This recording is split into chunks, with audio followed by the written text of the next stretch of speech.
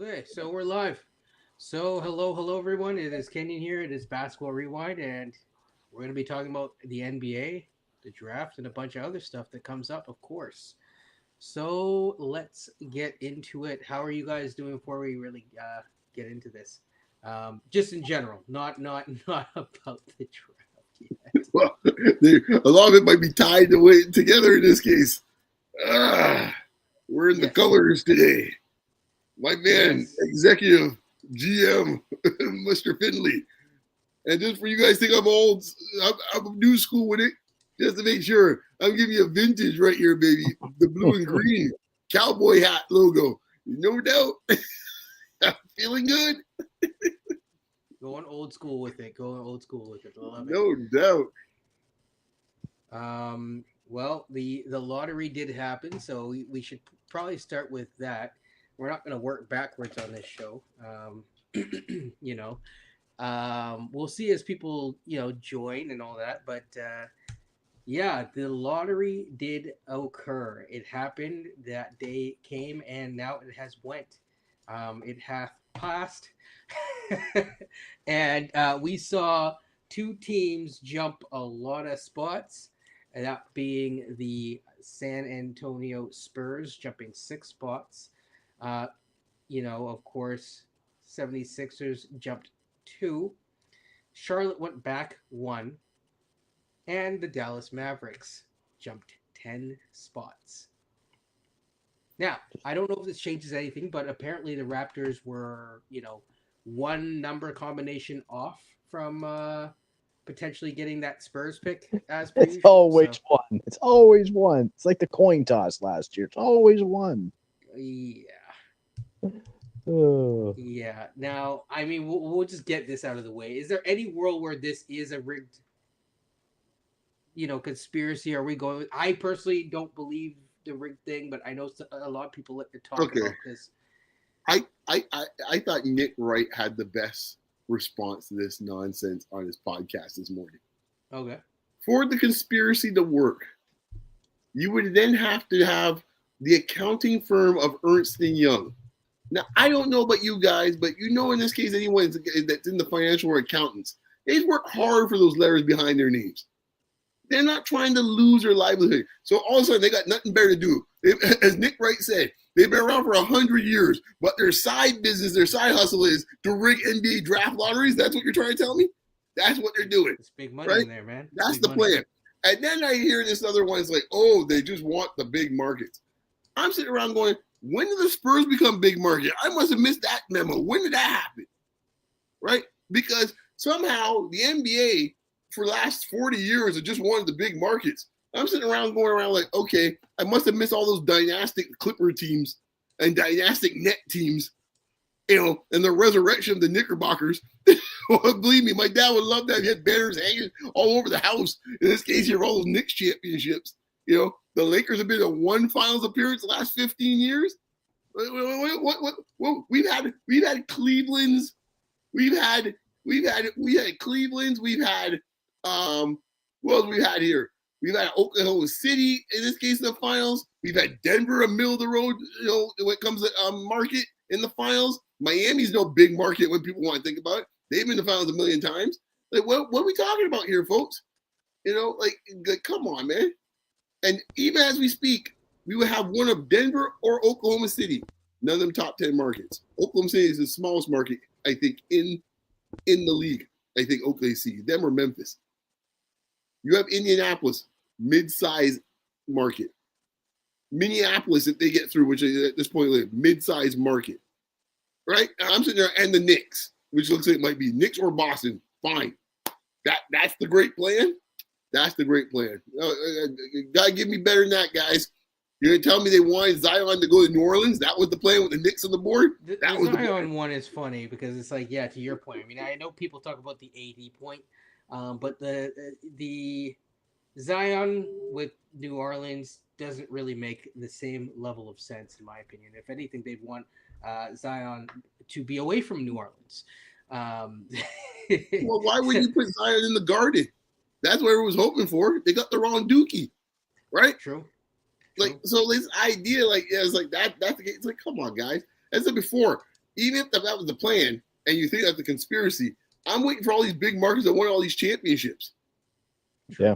I'm waiting around. It's like, okay, so yeah, Chicago got 6 in the 90s. Chicago's been atrocious for like 20 years before that, and been pretty much mediocre to atrocious for 20 years after that. So just to get back to the order of the draft, just to finish it off. There's Utah as 5. Washington ended up falling back to 6. So those two kind of moved back 4 spots. New Orleans went right after that at pick 7, and then you finally get the Brooklyn Nets and Toronto Raptors. Yeah. So the Raptors, for those of you who are Raptors fans who tune into this later on, we are picking 9th, and that is that. That is that. They know. They're at the bar right now, man. That's why. Yeah. Yes. Exactly. Just to my point, though, about what Brian. Sorry, just to what Brian or Beyond said earlier. Excuse me. Adam Silver is very much about parity in the league. He wants some of these teams, I would assume, like a Washington or a Utah, to get a guy so that you have some kind of competitive balance throughout the league. If he this would be the last team he would want Cooper Flag to go to is Dallas. I'm just saying if he's trying to rig things. Right. Well, that's a huge market. It's like, I want Cooper Flag in that small market so we can build that small market if we want parity around the league.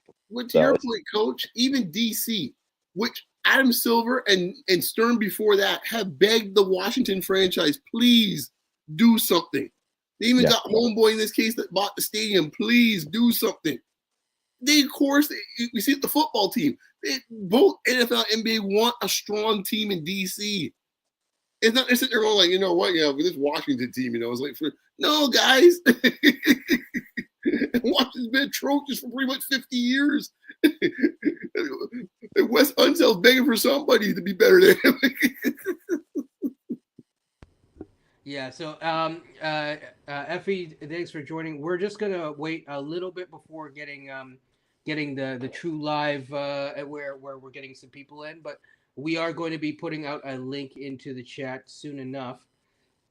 But just to kind of get through a couple points, your guys' thoughts, your initial kind of when it happened, what did you think? Go ahead, Coach.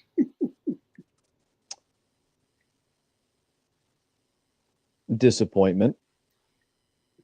I don't want to say I'm distraught. I mean, I did kind of say, this I go there, man, we might get the 10th pick overall. So it was a little bit better than the 10th. I guess it was 9th. But no, it was disappointing. But when I watched the lottery, I'm like, Dallas has moved up. They had like the 11th or best odds. And then like, oh, they've just moved up. I mean, someone's going back.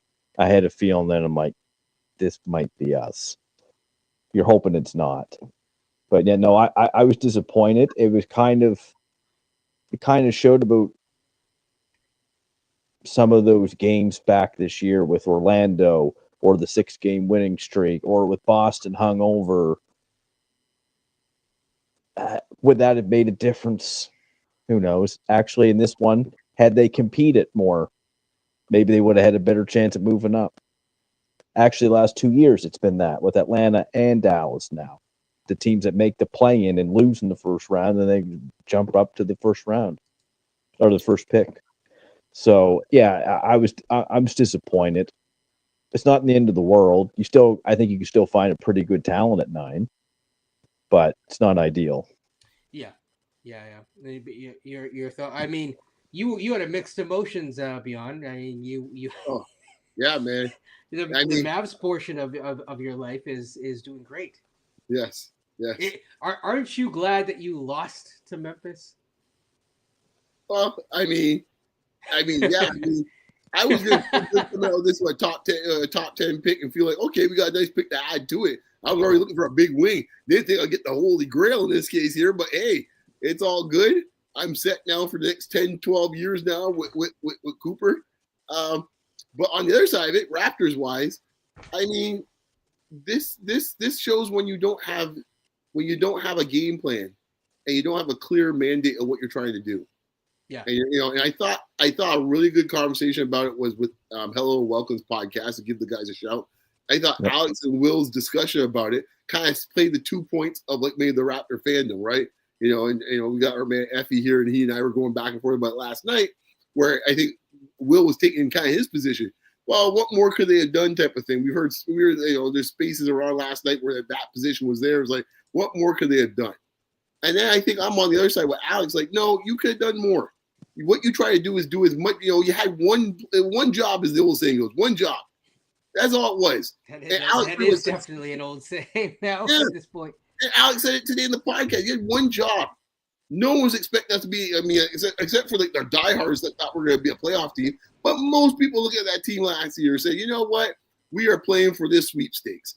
And you got to do everything you can to get in that sweep and give yourself the best odds of those sweepstakes. Because as even Will said, even he had to go and kind of,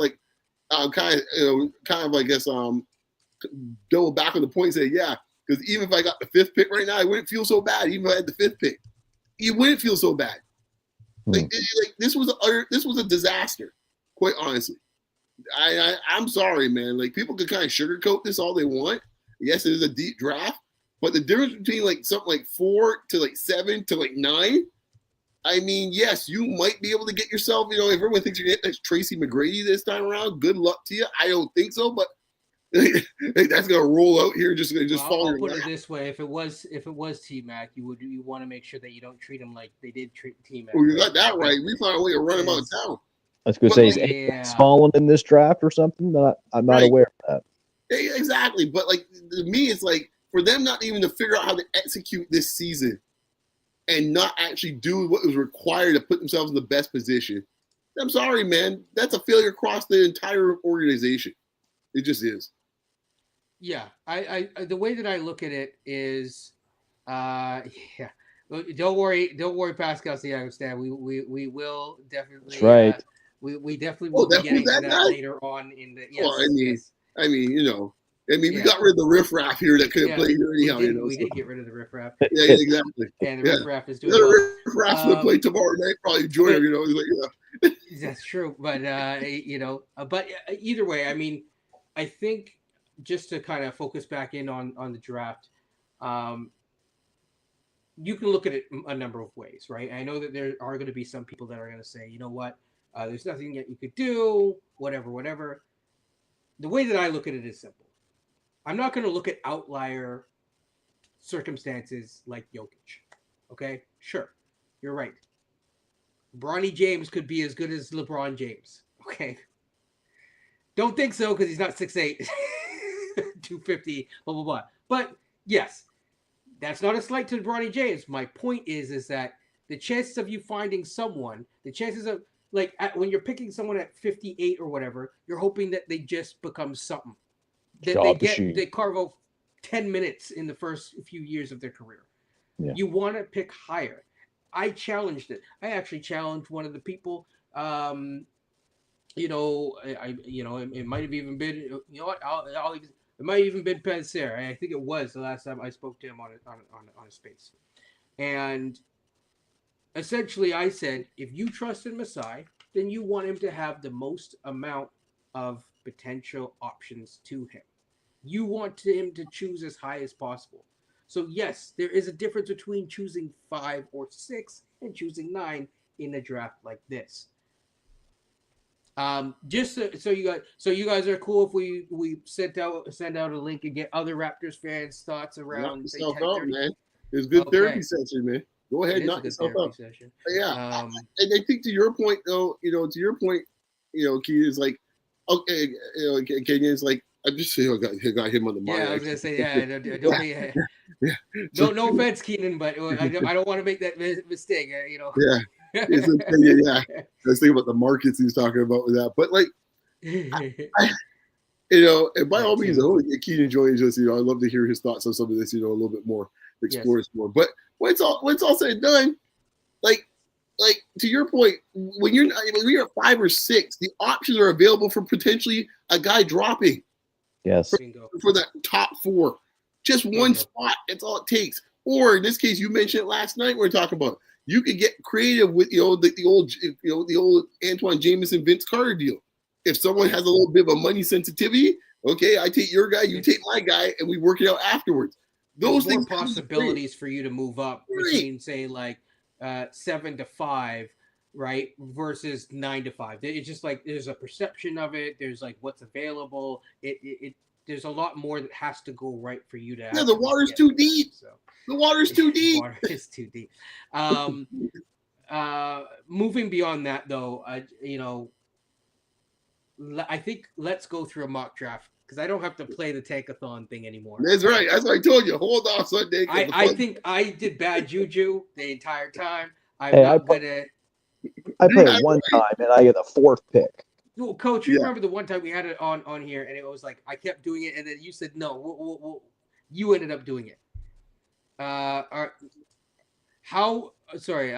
Before I get to the mock, how are the Spurs realistically trying to trade out of? I have no idea. I think so. When you're a top 2 and you have Wemby and you just got Fox and stuff like that, you have a lot of options. You have a lot of flexibility, optionality, as they say. I would like to have that optionality. We don't have that. If I were the Spurs, there is one option sitting out there.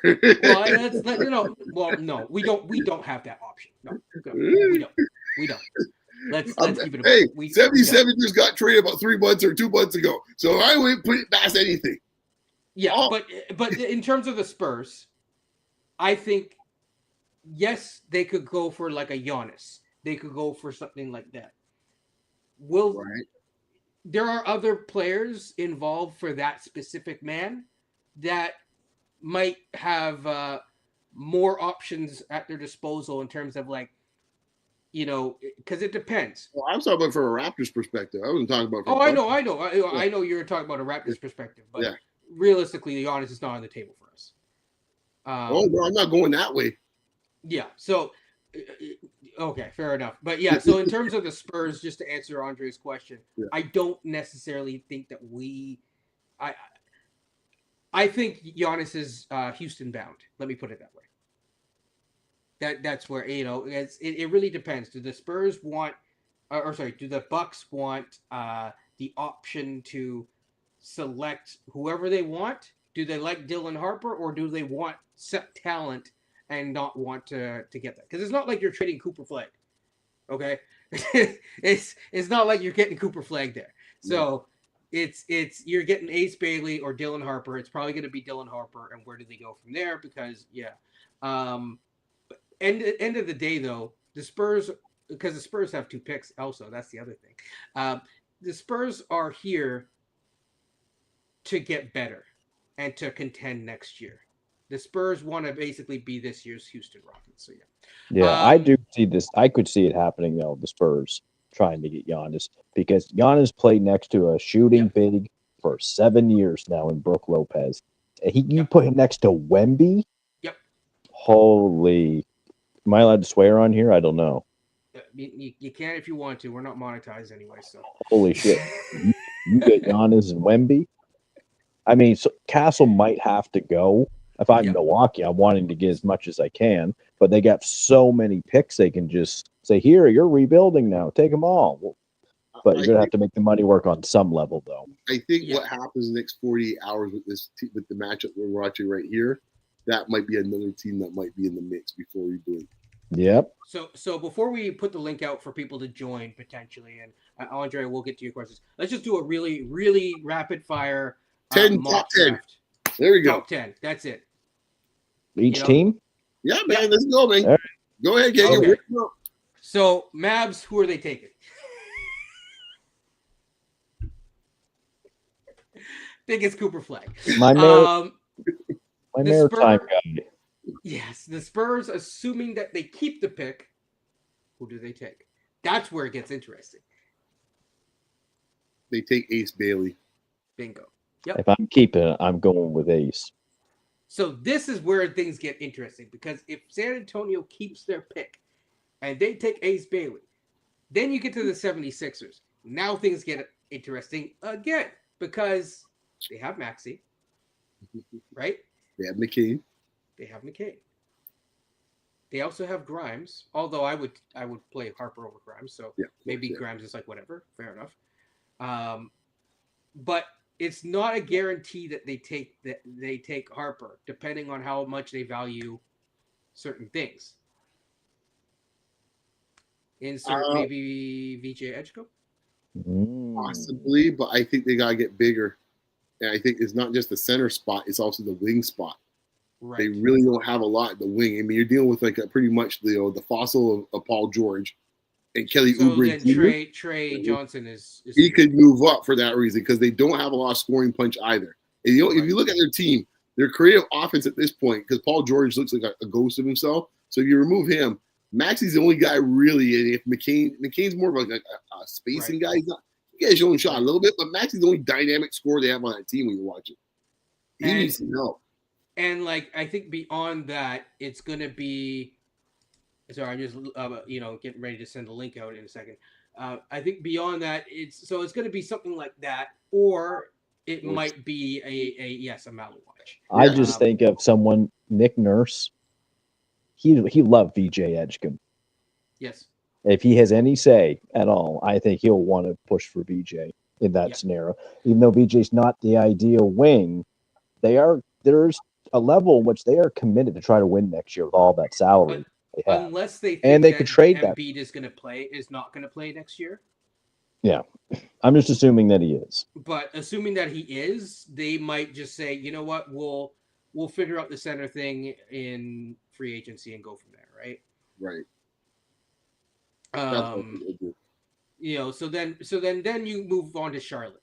Charlotte is interesting because Charlotte could be a Malawatch destination because Mark Williams, but they might also want to smooth things over with Mark Williams. So that's where if VJ Edgecombe hasn't gone there, he would go there maybe, but also potentially Trey Johnson. Yep. They might want the offense more. Yeah, I don't think it's going to be fierce. I think Charles Lee would want some more defense, man. I think he's and based on that fact, I think he's going to go for VJ. Assuming that he didn't go to the 76ers. I'm sorry, 76ers, right? Yeah, because I'm going with the mock draft, so VJ's off the board. Ace is off the board. Harper's still there. I think he goes. I mean, I think the center is a possibility too. So I'm not saying that. I think the center is quite a possibility. So I think it's a possibility, but it's not it's not given. I think they might go in the free agency and just try to patch up Mark Williams, but they can't pass up on VJ's two-way play. Exactly, and if they can't patch up with Mark Williams, they just trade him. VJ's the ideal. VJ's the guy next to LaMelo and Brandon Miller. Yeah, VJ's the guy. Yeah. If I were to get rid off of Bridges, Utah, Harper. I think Harper could at this point in our mock draft. Harper has now fallen to 5. There's where Harper could go to because again, the Spurs are the team that kind of throws everything off. Because they don't need Harper because they just got Fox. And some people are saying you go trade Fox for Giannis, but they just got Fox. Fox chose to go there. That's a bad look. Yeah, you're not going to get man, we know who Utah's taking at 5. Yes. I don't know if Harper's going to 5 at Utah. You think Con? No. The coach give it to him. Oh, come on. You know they're going Yegor at 5. Exactly. I mean, like, he had a good combine, but is he too much of a reach? Technically, that's. If you look at how Danny Ainge has picked in the last few years, he's gone with a lot of tall, rangy guys in this case here. Hendricks, before it's Tatum. He likes that. But what has he not done, though? Big guards. He's got small guards. He's a guard. 6'8", 6'9" guard. Yeah, like it wouldn't surprise me, but I think it is a bit of a reach. But I think he's a guy who could be a training partner. I think the other possibility is that he could also be looking for. I think they need some wing scoring too. I mean, like it'll depend. I don't think it's an automatic given that he goes there, but I mean, we to be determined. That was tough. It's a possibility. But I think what we're saying here is that based on the Spurs situation, Harper could slide. That's what I'm thinking, because I'm not sold that in this case Utah will take him in this case there. And considering that Ron Harper wasn't too happy about that and throwing out shots beforehand, Yeah, that's what's throwing it off for me is that because he shouldn't fall. Really, he really should go number 2. But Yeah. that's Castle, that's Fox. Like you're No, gonna. he's not going to. That's a small Not going to. point guard, 2 guard, small forward. Castle's gonna play small forward. No, I know you get Wemby. I know you get Wemby cleaning up the mess, but that's still a little small. You see how big and physical Castle is? Like it's like he's a two-way dude already, a bit of a demon. Like, they're not, Castle's the deal for the Giannis deal. Castle is not going to be something that's going to. You can't have Castle be the guy for the Giannis deal, and at the same time, he's like, oh yeah, rookie, you're going to play ahead Castle. No, that ain't happening. Now we do have someone on deck. I'm just going to pin this comment, just so that people are able to continue to see Okay. it. Okay. So What? for the sake of argument, he's the best player available. They pick Harper. Let's just say at Utah, they pick Harper. It's hard for me to see him getting past 6 because then it gets dicey with Washington, who's next. Right. So then we get to the Wizards, and after the mock draft, we'll get you in, Nabil. Who's the Wizards taking? Oh, this one you had now. This one's tough. This one's tough. Because I think they need a big time scorer. And our mock draft is Trey Johnson off the board yet? Well, I tried to get him off the board, so I believe he, in my opinion, yes, but like you said no, so which team was it? I was trying to send Trey to Charlotte, but nah. Because VJ already went. Yeah. Right?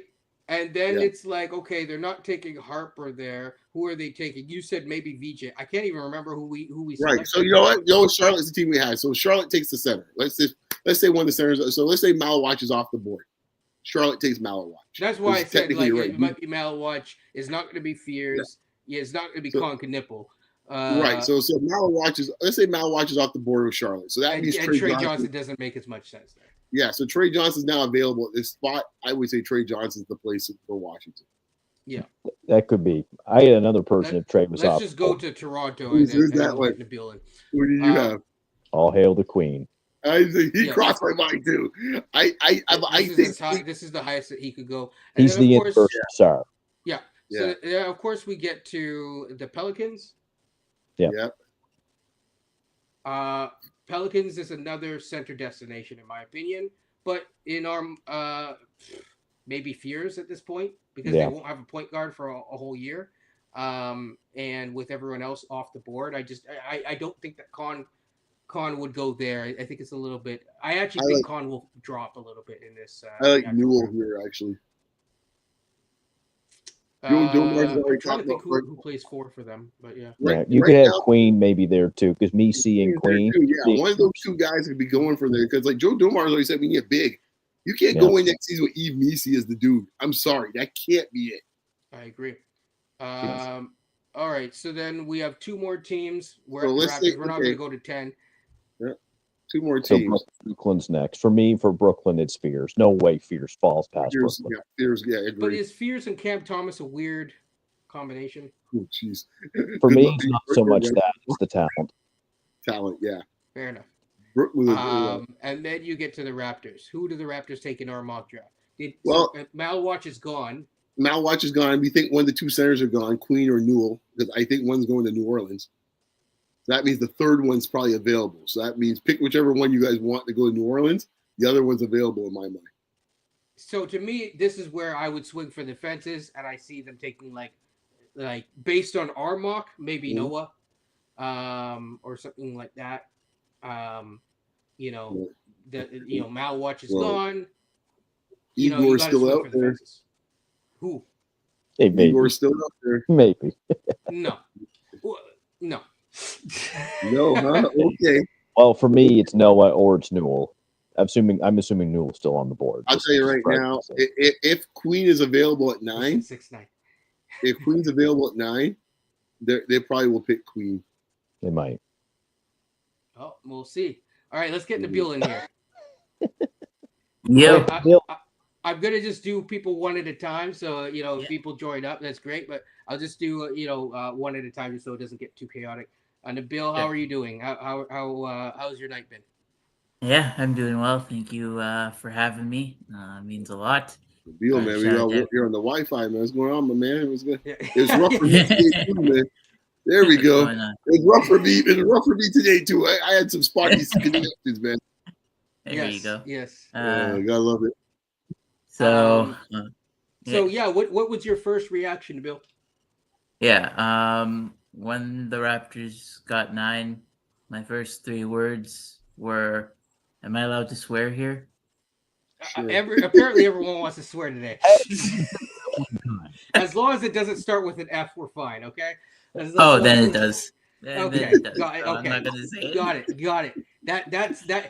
understood. Nabil, I said that Nabil, 3 times. just I said say that 3 times. fudge. Just like Fudge. fudge. You're eating fudge. Yes, Fudge. yes. All right. Fudge, fudge, fudge 3 times. I said Okay. when we got number 9. Obviously, it sucks to move down from 7 to 9. Yeah. But at the end of the day, I'm going to be a positive guy like I always am. And I'm going to try to welcome the new rookie with welcome arms. We're going to add a new rookie to this young core. So I'm excited to see who we draft. I want Kaman Malawach, but I know he's going to get drafted before pick 9, in my opinion. I also want Derek Queen.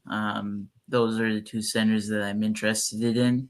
But let's see if any of them fall. But you know what? NBA draft can be crazy at some points because a team can swing at another player. Like, look at the Hornets this past draft. They went for Tijan Salone. Not a lot of people expected him to go where he went. So I guess the NBA's draft is a mystery to be solved. Just gotta wait until June. Yeah, June 20 something.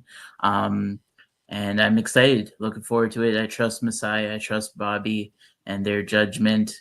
But let's see what the Raptors do. Crazy that Cooper Flag's a Dallas Maverick, most likely. And yeah, that's my little take. If a center's not there, is there anyone else that you're interested in? I wrote it down. Let Let's me not look see. at the Hornets. I like that, Greg. I have You got that right. I don't know what to pronounce his name. Kasparis Oh, Jonas. Okay. Yeah. Yes. Jonas, Yeah. and then Colin Murray Boyles. I like him. CMC. So those are my I see. 4 players that I want for the Okay. Raptors. But yeah, that's my little take. Thank you for having me. Oh, Yeah, no problem. Nabil, let me ask you one thing about CMB for a second. How would you Yeah. see him playing on this roster? I'm just curious because there's a lot of guys his size and his height. 6'7". Yeah, we love our 6'7" guys, right? Yeah, I'm just trying to figure out We love our this team. 6'7" got that guys. right. We just picked up a guy kind of him last year in Mobo, so I'm curious how he would fit in the roster from your perspective.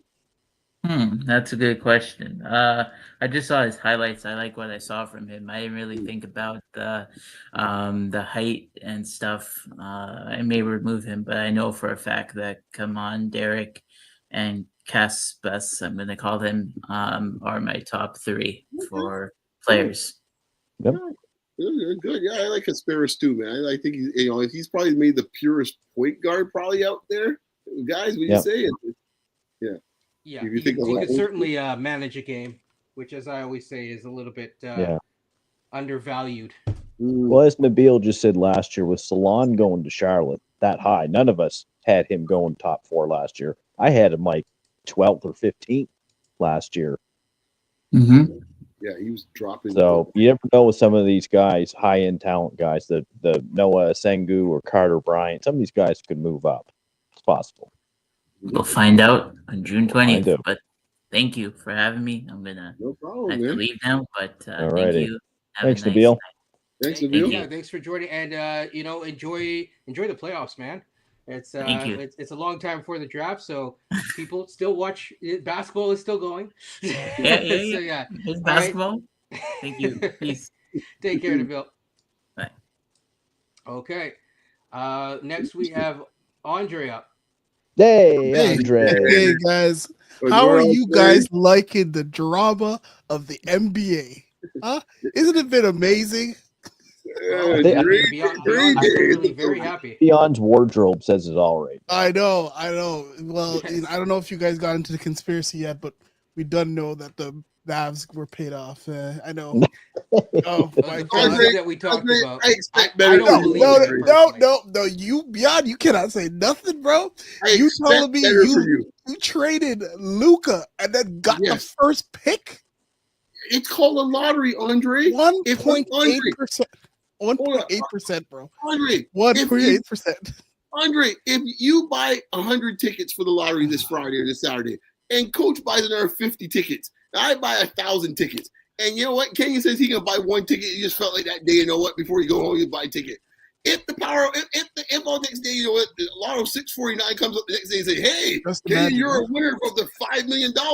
It doesn't matter. You only picked up one ticket. That's how a lottery I'll works. tell you what, you won't see a basketball rewind for a minute. You got that right. You better just, pay for us to go to Summer League. Okay, one thing I would say- definitely will then. one thing I would say the point of the lottery in the first place was to help the bottom feeder teams get better, and compete. Yeah, but And Andre, it we weren't completely bad enough lost to that. be a bottom feeder team. No, We I'm didn't not buy talking enough about tickets. us.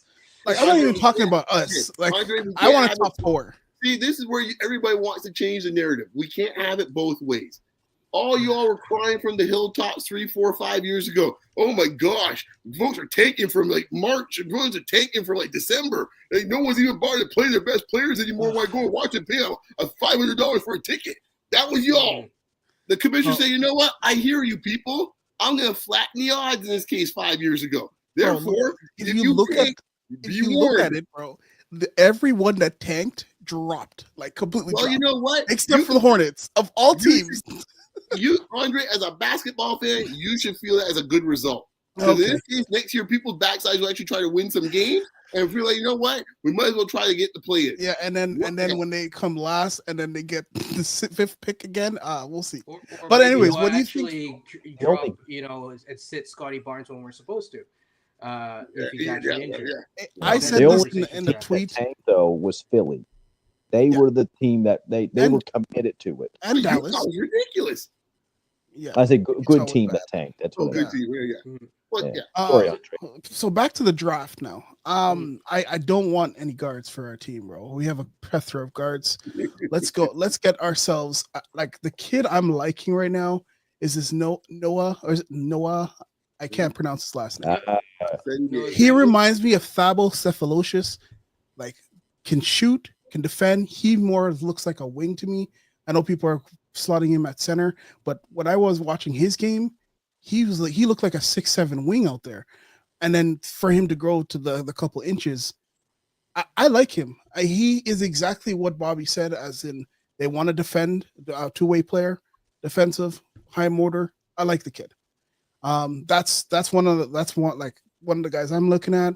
But I think the safe pick, and I know you guys don't want to hear this, but I think Derek Queen might be the guy we might All get. hail the queen. Hey, I don't mind hearing it. So my boy says he doesn't like the way Queen moves out there. Yeah. He says something Well, he about certainly doesn't. He's not the quickest. yeah, it's like he's awkward and he doesn't like those type of players. And I Fit in told with him, this like, team. I actually don't think he's awkward. I just think he's a little slower. That's all. Like there's difference between unorthodox movement or awkward versus being slow. yeah. Because the measurements came out today, or one of the combine analytics they do, and he scored a 6, which is absolutely terrible. That's Yeah. brutal. She scored 90 last year, just for reference. Okay, I understand that. Those stats do. Yeah, it's not They everything. come but in, it's yeah, not they nothing. come in everything. Didn't what's his name have a really high one too? On our team. So like Yeah, Khalil all Ware these- had the highest last year. Khalil Ware. I see your mouth. Hey, but I realistically, I know I want. Obviously, the guy I wanted was VJ Edgecombe, like either or Dylan Harper. But realistically, the players on our team, I put this in the chat. What is this number 2, the 3, and the 4 pick worth based on the players we have. Not enough to be traded for. Simple. What do you mean by that? Unless you're getting Giannis, you're not trading those picks. Based on the teams that are there, right? Like it don't matter who's there. I'm not. No, okay, so I'm just talking Harper unless I'm getting a Giannis level guy. I'm not in a draft like this. You're not trading someone who could be maybe not a generational guy, but like a franchise changing, a cornerstone of your franchise level guy. Okay, so then make you uncomfortable, Andre. You willing to trade Scotty for San Antonio? Yes, that's exactly it. That's what I was getting at earlier. Yeah, I'm not, but I love Scotty. Scotty is my boy. I like him. Yeah, but the problem is the money don't the money there anyways. But yeah, but then I'm thinking back. Let's think about Brooklyn has 4 picks in this draft. For the second Are they pick? trying to?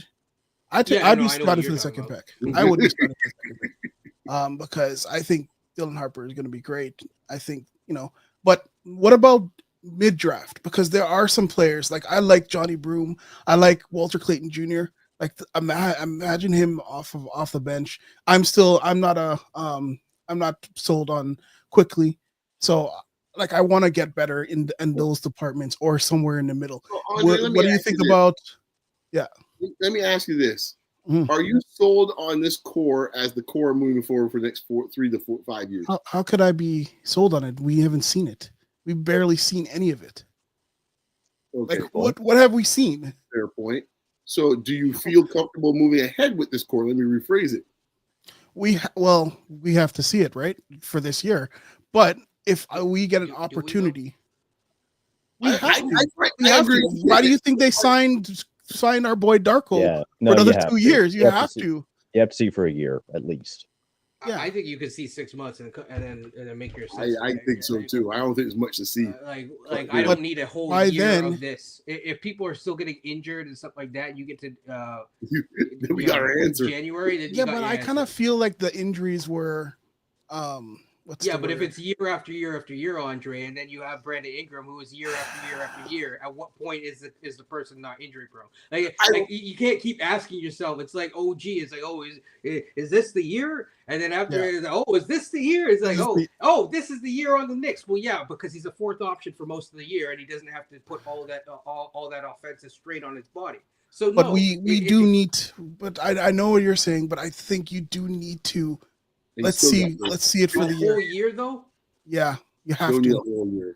If you need a whole year after just seeing what most of these guys have after a year, then you might need to go back to GM school. That's what I never attended that. Again, I'm not paid to be a GM. I know. I'm just. I think what Andre's saying though, you'll know by January what you got. Yeah. No, Andre's saying you need a whole year. I'm saying by January, you know what you I'm got. saying ideally you should take a year, but you already have an idea what. But by January, it'll be too late to tank. It'll be too late, Well, and it doesn't even matter either. Thing. I'm saying a guy like Ochai, you should know what Ochai is by now. Okay. Yes, I agree. But we don't know what Ingram is. We don't know what. We really don't know what Ingram is, bro. Has he played 60 games? We know exactly what Ingram is. Yes. Okay. All right. We do. And, Ingram is not magically going to be like, KD tomorrow. But then think about it now. What they are with Darko? Because I don't know how Ingram's going to play Darko. Do you think that Darko is a magician? No, I don't trust him whatsoever. I don't trust him far enough to throw. I think I think Andre, right now, you are trying to talk yourself into something because you think you want to make it feel good. When deep down inside, you know the answers to these questions. Take the medicine. Take the medicine, man. Get the Buckleys. And now, I still have faith, bro. I still have faith. You were the I'm so glad you're on the call, Andre, because you're the prototypical Raptor fan. That the logic is spitting out of your left brain out the pores. Okay. Oh, yeah. Tell me the logic. Are you telling me right now that we should wait for 4 months into the season, before trade deadline, and say, okay, we gotta make a decision. And then what are we making the decision on? Like, is it that Quickly doesn't fit, or because we can't? To be honest, we can't. Just the whole thing don't work. Let me put it this way. I'll get January. Mhm. What happens if your record is 15? You have 15 wins by January.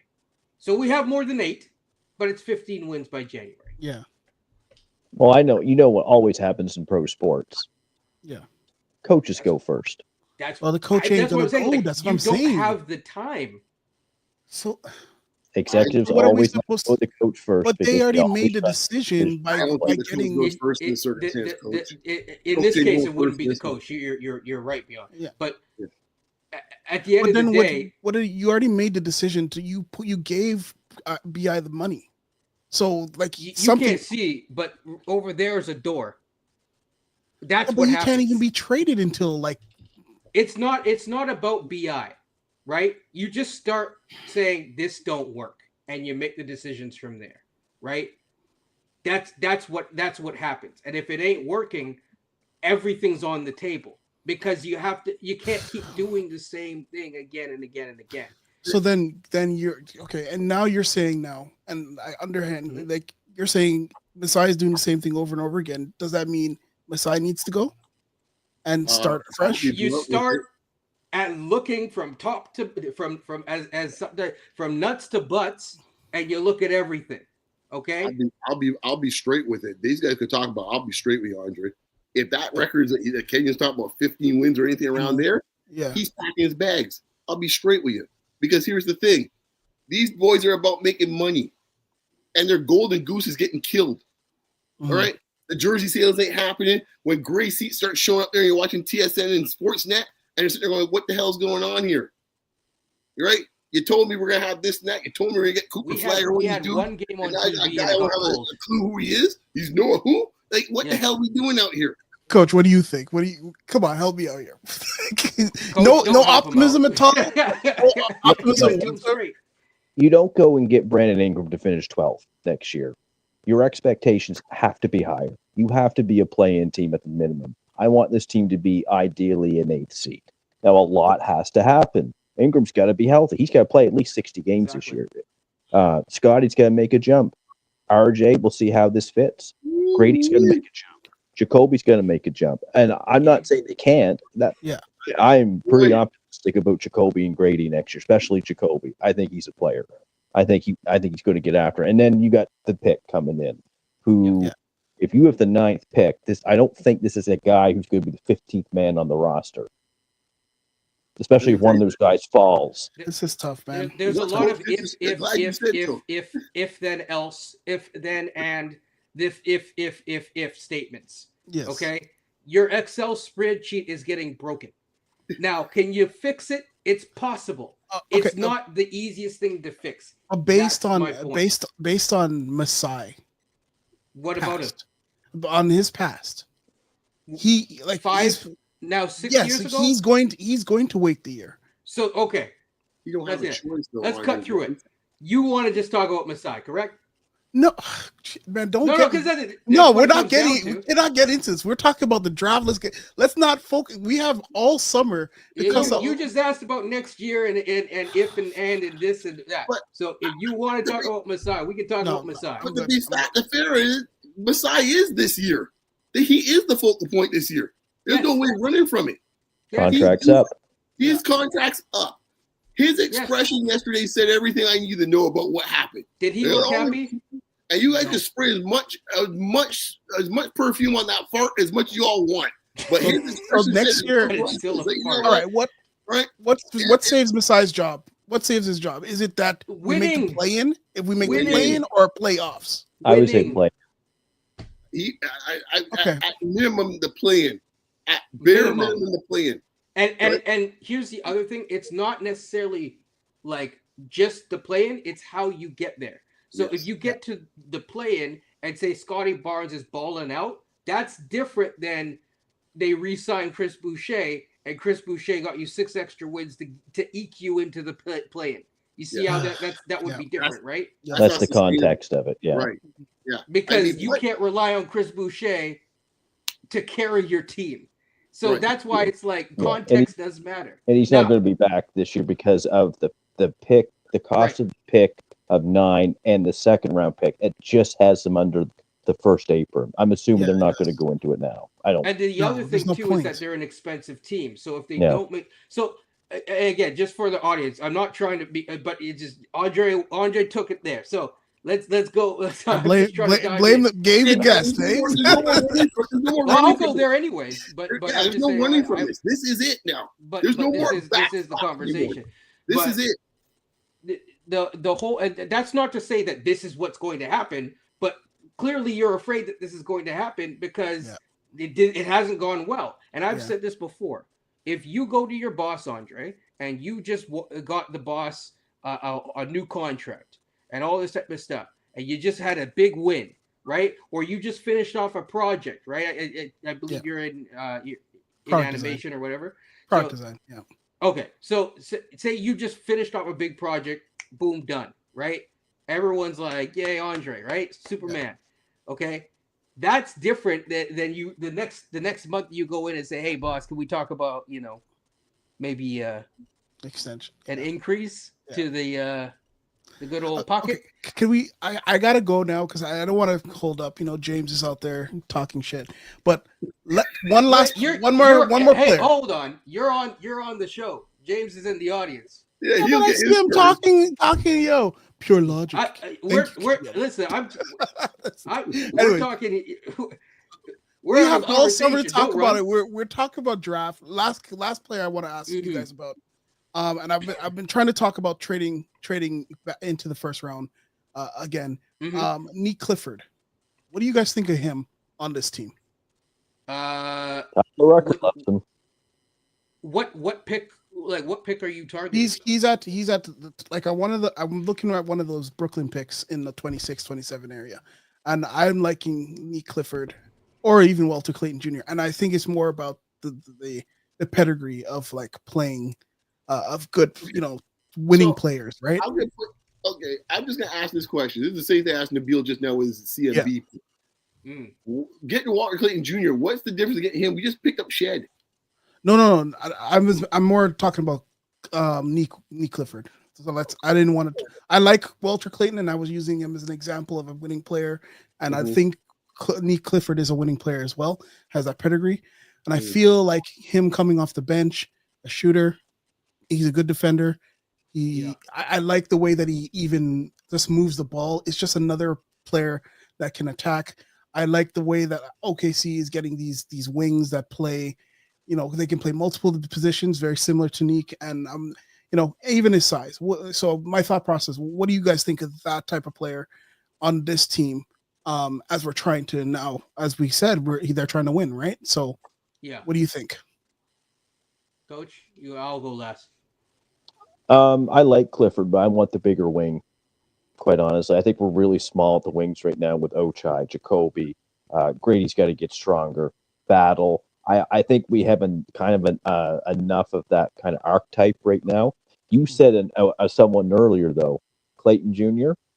If he fell to 39, I like having 3-point guards, and you're going to need one. Yes, so I agree. If we took a big wing or a center with our first pick, let's just say for example, and a point guard was there, he fell to 39. You tell me he's going to be my third string point guard next year?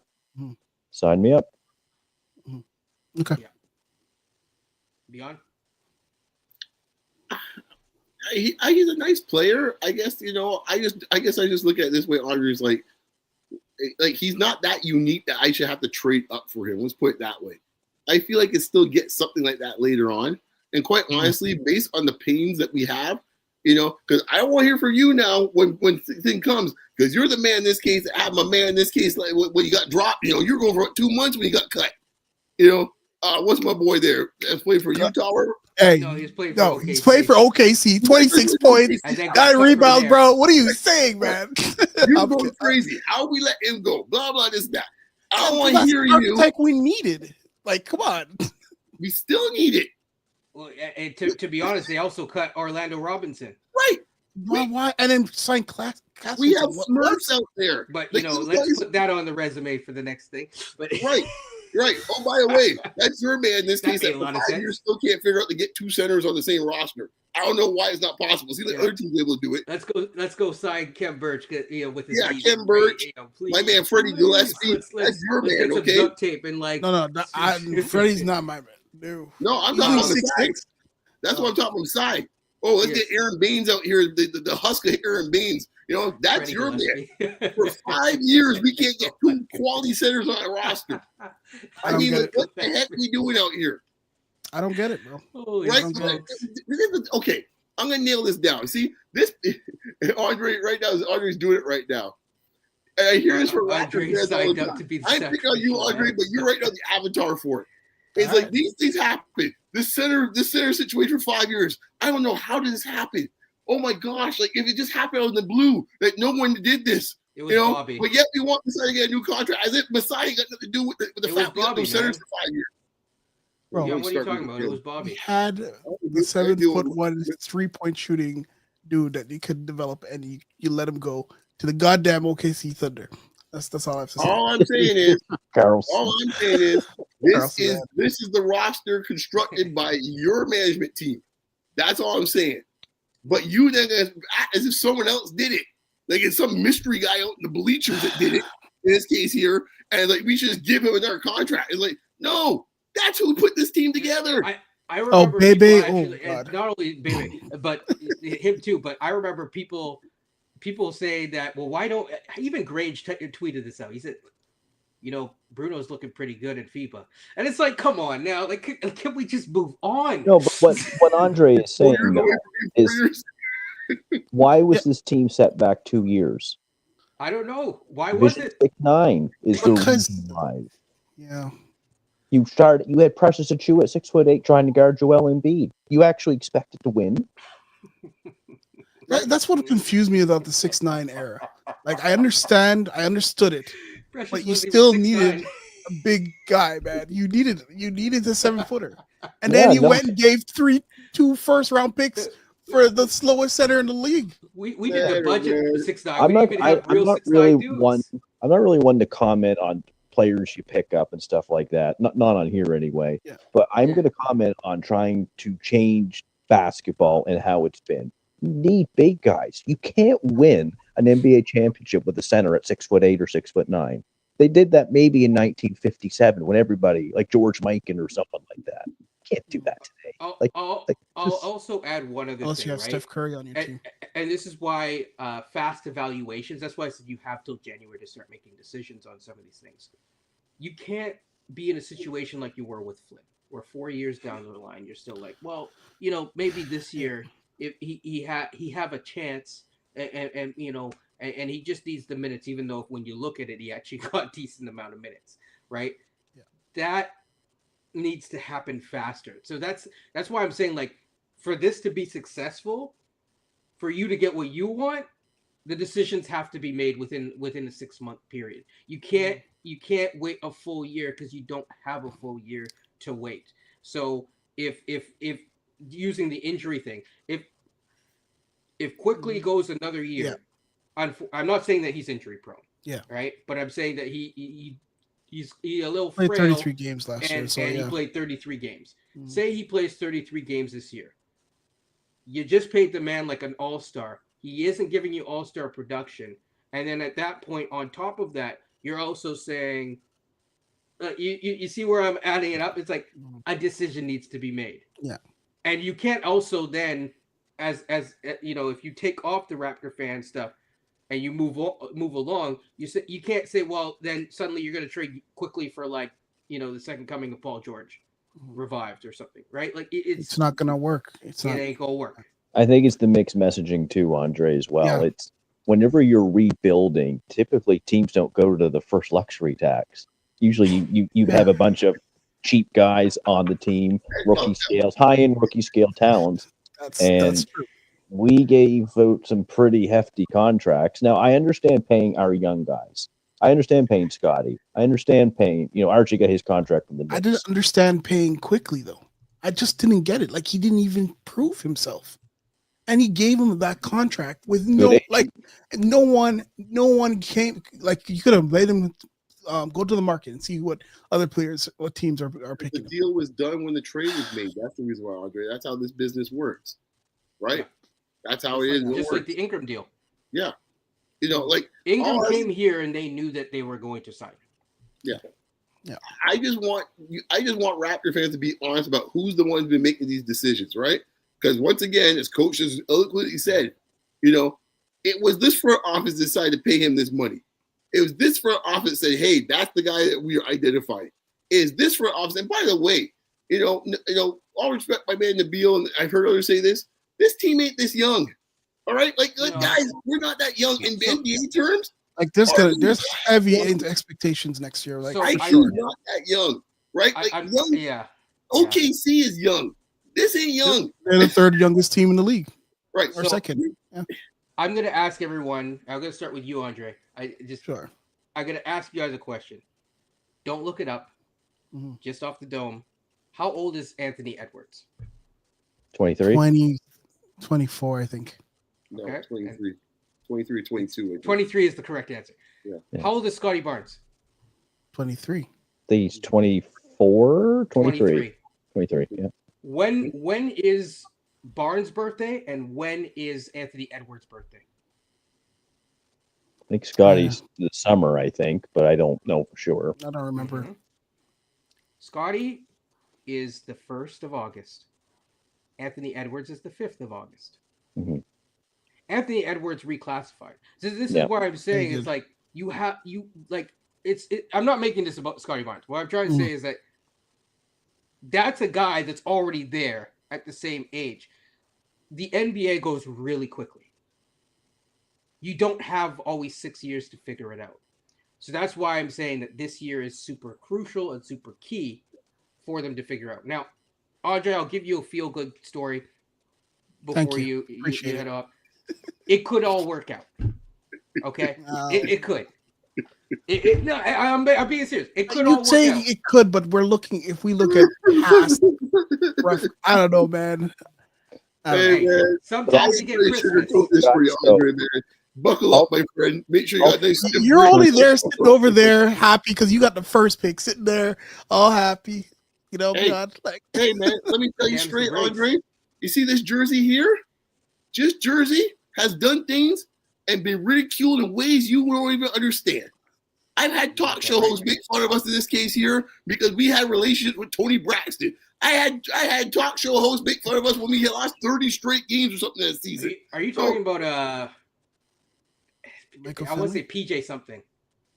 I'm talking about Jason Kidd and Jim. Yes, yeah. Jason Kidd was one of them. There was another one. You ain't got nothing on me on ridicule. So stop with that. You Raptor fans will tell you right now. You ain't got no Mavericks fan. This reminded me when a certain person started ripping on a Wizards fan. I'm like, dude, why are you punching down like that? Like, you gotta chill. It's a Wizards fan. They got nothing. They still got nothing. Right. I've been mocked in this case where my MVP can't show up and got whooped by Golden State in the first round. I've been through some things. So in this game, don't come to me about Dallas, but the first pick or all. No, I'm going to run with this. And a Dallas fan has also been to the mountaintop as well, to be perfect. Yeah. Yes. But Andre, you were saying about expectations this year? Yeah. Scott, year 5. Yeah. RJ, year 7. Yeah. Quickly, year 6. Yep. It's prime time. There's no like, oh, he's young. Oh, he doesn't have it back. Bro, the man is next year's prime time. Yeah, I want to see it. Like I'm not playing anymore. Like these people like, and I don't mean them so much. I'm just mean it's the core, right? Yes. That's why I don't trust the core, bro. Like we haven't seen it. So this goes back to my point. If you can't trust the core, then you just it's a wait and see. And that's all I've been trying to say, right? I'm not trying to give like an overly negative or overly positive. Yeah. I'm just saying here is the situation. People don't like the situation, but here's the situation. What you make of it is what you will. There is a chance that Darko makes I put a Brandon Ingram thread and I outlined how it could work. Remember? And I said, if Scotty starts screening more and then you could use Scotty as the hub, kicking out to Ingram, all these, that could work. I agree with that. Do that? I don't know. But you can't, the other thing is you can't necessarily change all the players and mold them into something that they're not. Because number one, you're going to waste time. If you're going to try to turn Brandon Ingram away from being so heavy ISO and basically what he has been training to do for his whole life, and turn him into something completely different, it will take you that till January to maybe even get benefits from that. Yeah. Hopeful question for you. Is your ankle healthy if you have the injections in them? What they call the PLP injections? Yeah, PRP. It's usually you're not seeing those injections this far out from an injury. So to say that Ingram is healthy right now, so not much of a leg to stand on. No pun intended on the ankle. But. Someone pointed out. I've also done a little bit of the literature review, but I just don't like to post that type of stuff because But it could be related to helping to manage the excess inflammation at this point. It could be helping to recover from a soft tissue injury, which is not what you want to hear. That is definitely not what you want to hear. So it's touch and go. What I will say is I did not want them to play Brandon Ingram leading up to the end of the season. I didn't want them to push him out for five games and try to. They didn't do that. I think that's good. We will see how this summer goes. That said, they still have a bunch of bad defensive players. We've been getting that. Well, that I haven't even That's got to how they defend. That's another story, bro. But I don't know. Yes. Proceed, Governor. But I think the thing. All right, James needs to stop now. Seriously, I am Molly. Andre, you got to focus on. James is an idiot, yo. Because if you can't focus on the show, so here's the thing, right? In sorry, that's see you threw me off. In terms of Ingram, no. First of all, Ingram can't defend, but. And I wouldn't expect Ingram to have a heavy defensive load while coming back from the severe ankle injury that he struggled from, right? But the other thing in terms of just the overall, like just focusing on Ingram right now, is there's a lot that comes in where you're putting it all on Ingram's shoulders. And that's a lot to put on Ingram's shoulders while trying to potentially rework an entire offense. Yep. To make it work for him. Because to make it work for him, it's not how does everyone fit around this one guy. It's how does everyone fit as a unit. And that's a different story. Mm-hmm. Is Ingram a 0.5 offensive player? No. Is RJ? No. Is Scotty? You can make an argument. Yeah. You can make an argument for that. When Scotty's handling the ball a lot, though, he's typically not always becoming a 0.5 type player. But if I threw that out the window a while ago. Exactly, Coach. Yeah. There is no 0.5 offense when it comes down to it, because at the end of the day, when you're passing, I can't remember even what game. This is like 10 games into the season. When you're passing the ball to Pirtle, to ISO at the end of a game, that doesn't seem very 0.5 offense. That's true. But like you said, we don't have the personnel. So I just, it just confuses me. We want to do something. You hired Darko with this lavish idea of changing the offense, getting more people involved, and then you don't give him the personnel. And then we sit here saying, hey, this guy's an idiot. He can't coach. Well, it's those are the things more nuanced than that, but yeah, it's getting. I think the point is that there's a lot of blame pie to go around. I wouldn't just put it all on Darko. No. I think Darko sometimes gets too much of the blame, even from myself. Sometimes I wouldn't just put it on the players. I wouldn't just put it all on Masai. But collectively, it's been a poo-poo platter, and collectively they have to, instead of spritzing the farts, as Beyond said, you have to make it actually work. So any final thoughts about the draft though? Any final thoughts? I think this draft is going to be very interesting. I think a lot of players aren't going to go the way that the draft mock draft has been kind of saying. I think it's going to be very situational, and I have a feeling some people are going to get traded. Like big moves are going to happen just because of positioning of From certain teams. from a Raptors perspective, or just overall? No, I have a feeling the Raptors aren't doing nothing. They're kind of Okay. they don't have the money, man. Like Yeah. even if They're I wanted a complacent. first round pick, they can't add another first round pick because of the money, Yeah. right? Yeah, I mean, there is a way, but at bare minimum, Ochai would have to be part of a deal.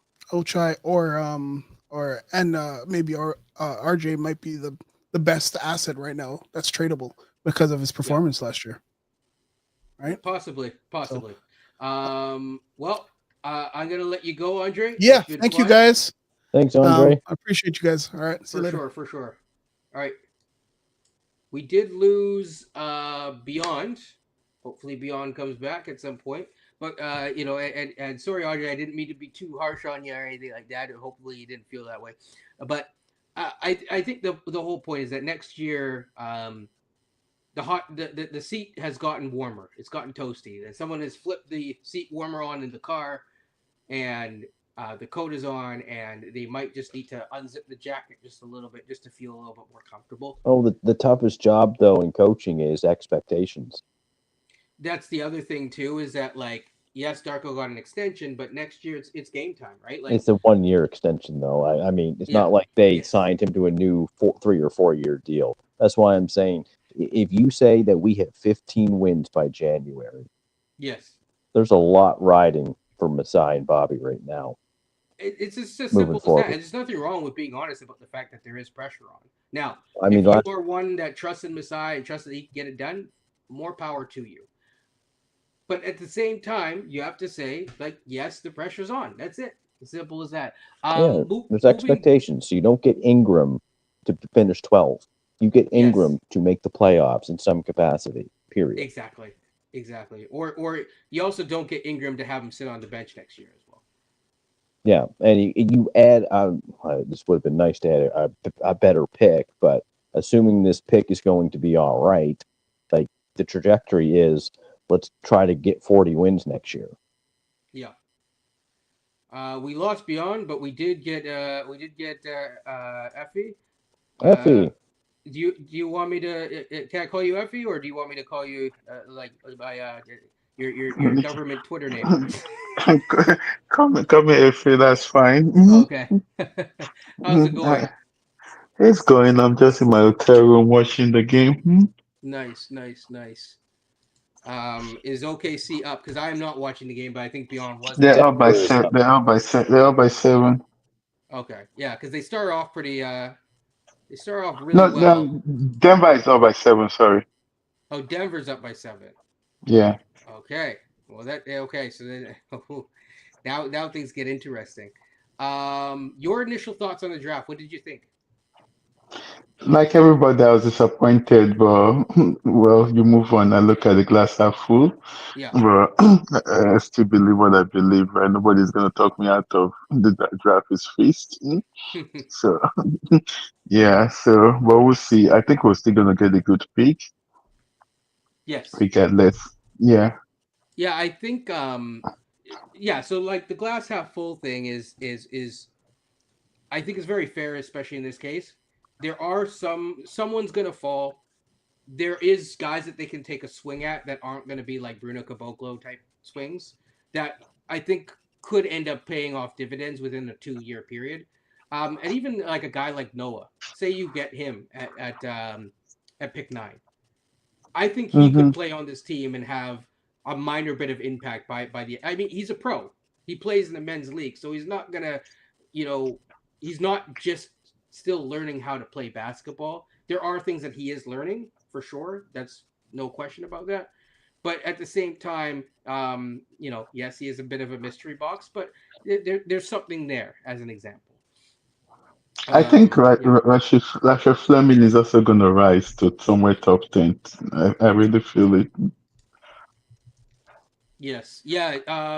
Coach, your thoughts on Rashir Fleming? I think you've watched it more than I have at this point. I won't be getting into it, but Very athletic, very strong. I think the jump shot this year was around 40% from three. 6'8" barefoot. I think 6'8" and a quarter barefoot, which is fine. I think he's a 4 in this league. I don't know if I'd want to play him center, maybe in spot minutes, maybe at center. He seems to be catching the eye of a lot of people, but one thing from what I've seen, super physical.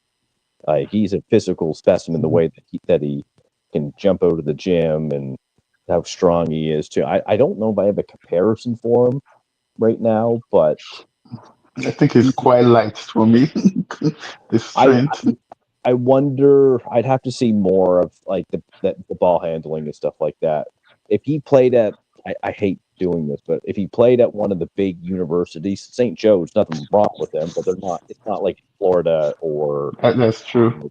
Duke or something like that. That would be different. So I'd have to see a little bit more from him. But he's a guy I can see somewhere between 10, 15. I think maybe he squeaks into the top 10 based on interviews and workouts. We'll see. Yeah. Beyond your thoughts on Rashir Fleming? I'm like Coach. I haven't really seen enough from him, and like sometimes when you're coming from like I guess what they call it, I guess St. Joe's. Well, St. Joe's still the Atlantic 10. Yep. Okay, it's considered to be a bit of a big conference, so it's not. It's pretty good competition. I mean, it's not mid-major level, so like, like I mean, like I gotta see more from him. So I'm not really sold, but you know me, I'm not a big fan. Like 6'2", he's about 6'2", is he? No, he's 6'8". 6'8". Okay, I'm thinking about the wrong kid. You talking about? Oh yeah, talking about the wrong kid. Okay. Oh, the Fleming kid. No, I haven't seen enough of him though, so I can't speak to him. Going back to Noah, for what I've seen so far, I'm open to him, but he seems a. I'm open to him, but I think it's a project. Oh, he's a Thank you. project. I didn't Yes. want to say it. I didn't want to say F you. No, I'll Yeah, say it. I'll say it. I was talking.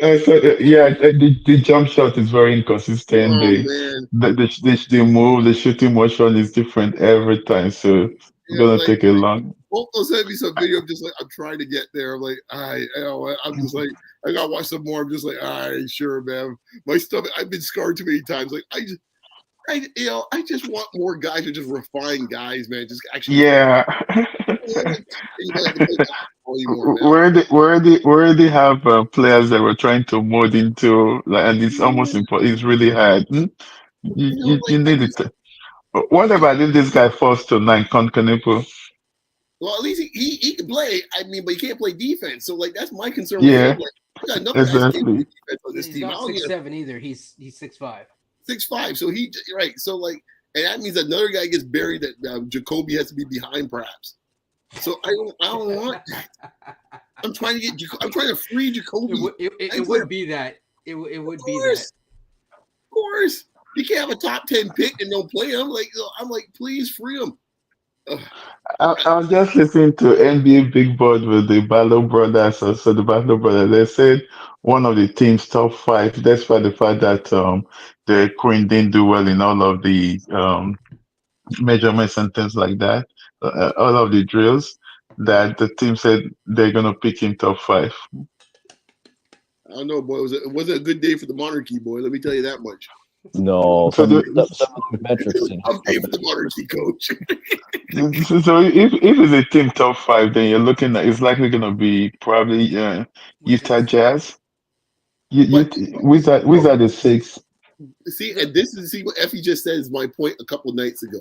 Why I would not be surprised if all 3 centers go before we get there, because Yeah. the attraction of size, man. I mean, it's like elixir. If a guy's 6'10", he's got a nice touch. It doesn't matter if he stinks at the joint in this case. Someone's gonna pick him. They're not gonna let him slide 15 spots. But with the And Utah Jazz, if you look at the way the playoffs is going, right, most of the teams doing well, they're playing 2 bigs. yeah. But would the Utah Jazz take him though? It's because they do have Taylor Hendricks coming back. I don't think to me for Ainge, I think Ainge likes a lot of athletic guys, and I don't think Queen quite fits the bill for that for Utah. Queen, Right. like, he wants to get athletes. Like, he's not trying to be out here say, okay, you know what, we got Şengün like guy. We ain't trying to do that with Utah. I mean, look at his picks. He does have a type. Deontay George, big time athlete. Sensabaugh, pretty big time athlete. Hendricks, pretty big time athlete. Right? Like, he's not trying to go out there and say, I'm sure whoever he picks this year, same thing. he's made it very clear. I need guys that can get out and run, guys that can really jump. I'm not trying to get a guy in this case here that might kind of be, that might be more finesse, but he's not. He's more of a plotter. I don't see Ainge going down that route. Even his Boston teams, smart, physical athlete in this case here, big guard. We already talked about the two J's. Same thing. He's not coming out here looking around saying, "You know what? I'll pick X dude in this case because he got nice finesse touch." He ain't playing for that. Is there a world where Colin Murray Boyles goes to Utah? He No. could be yeah, you'll think so, huh? Oh. It's not going to. It's not going top 10 the way he shot the ball today. Heck no.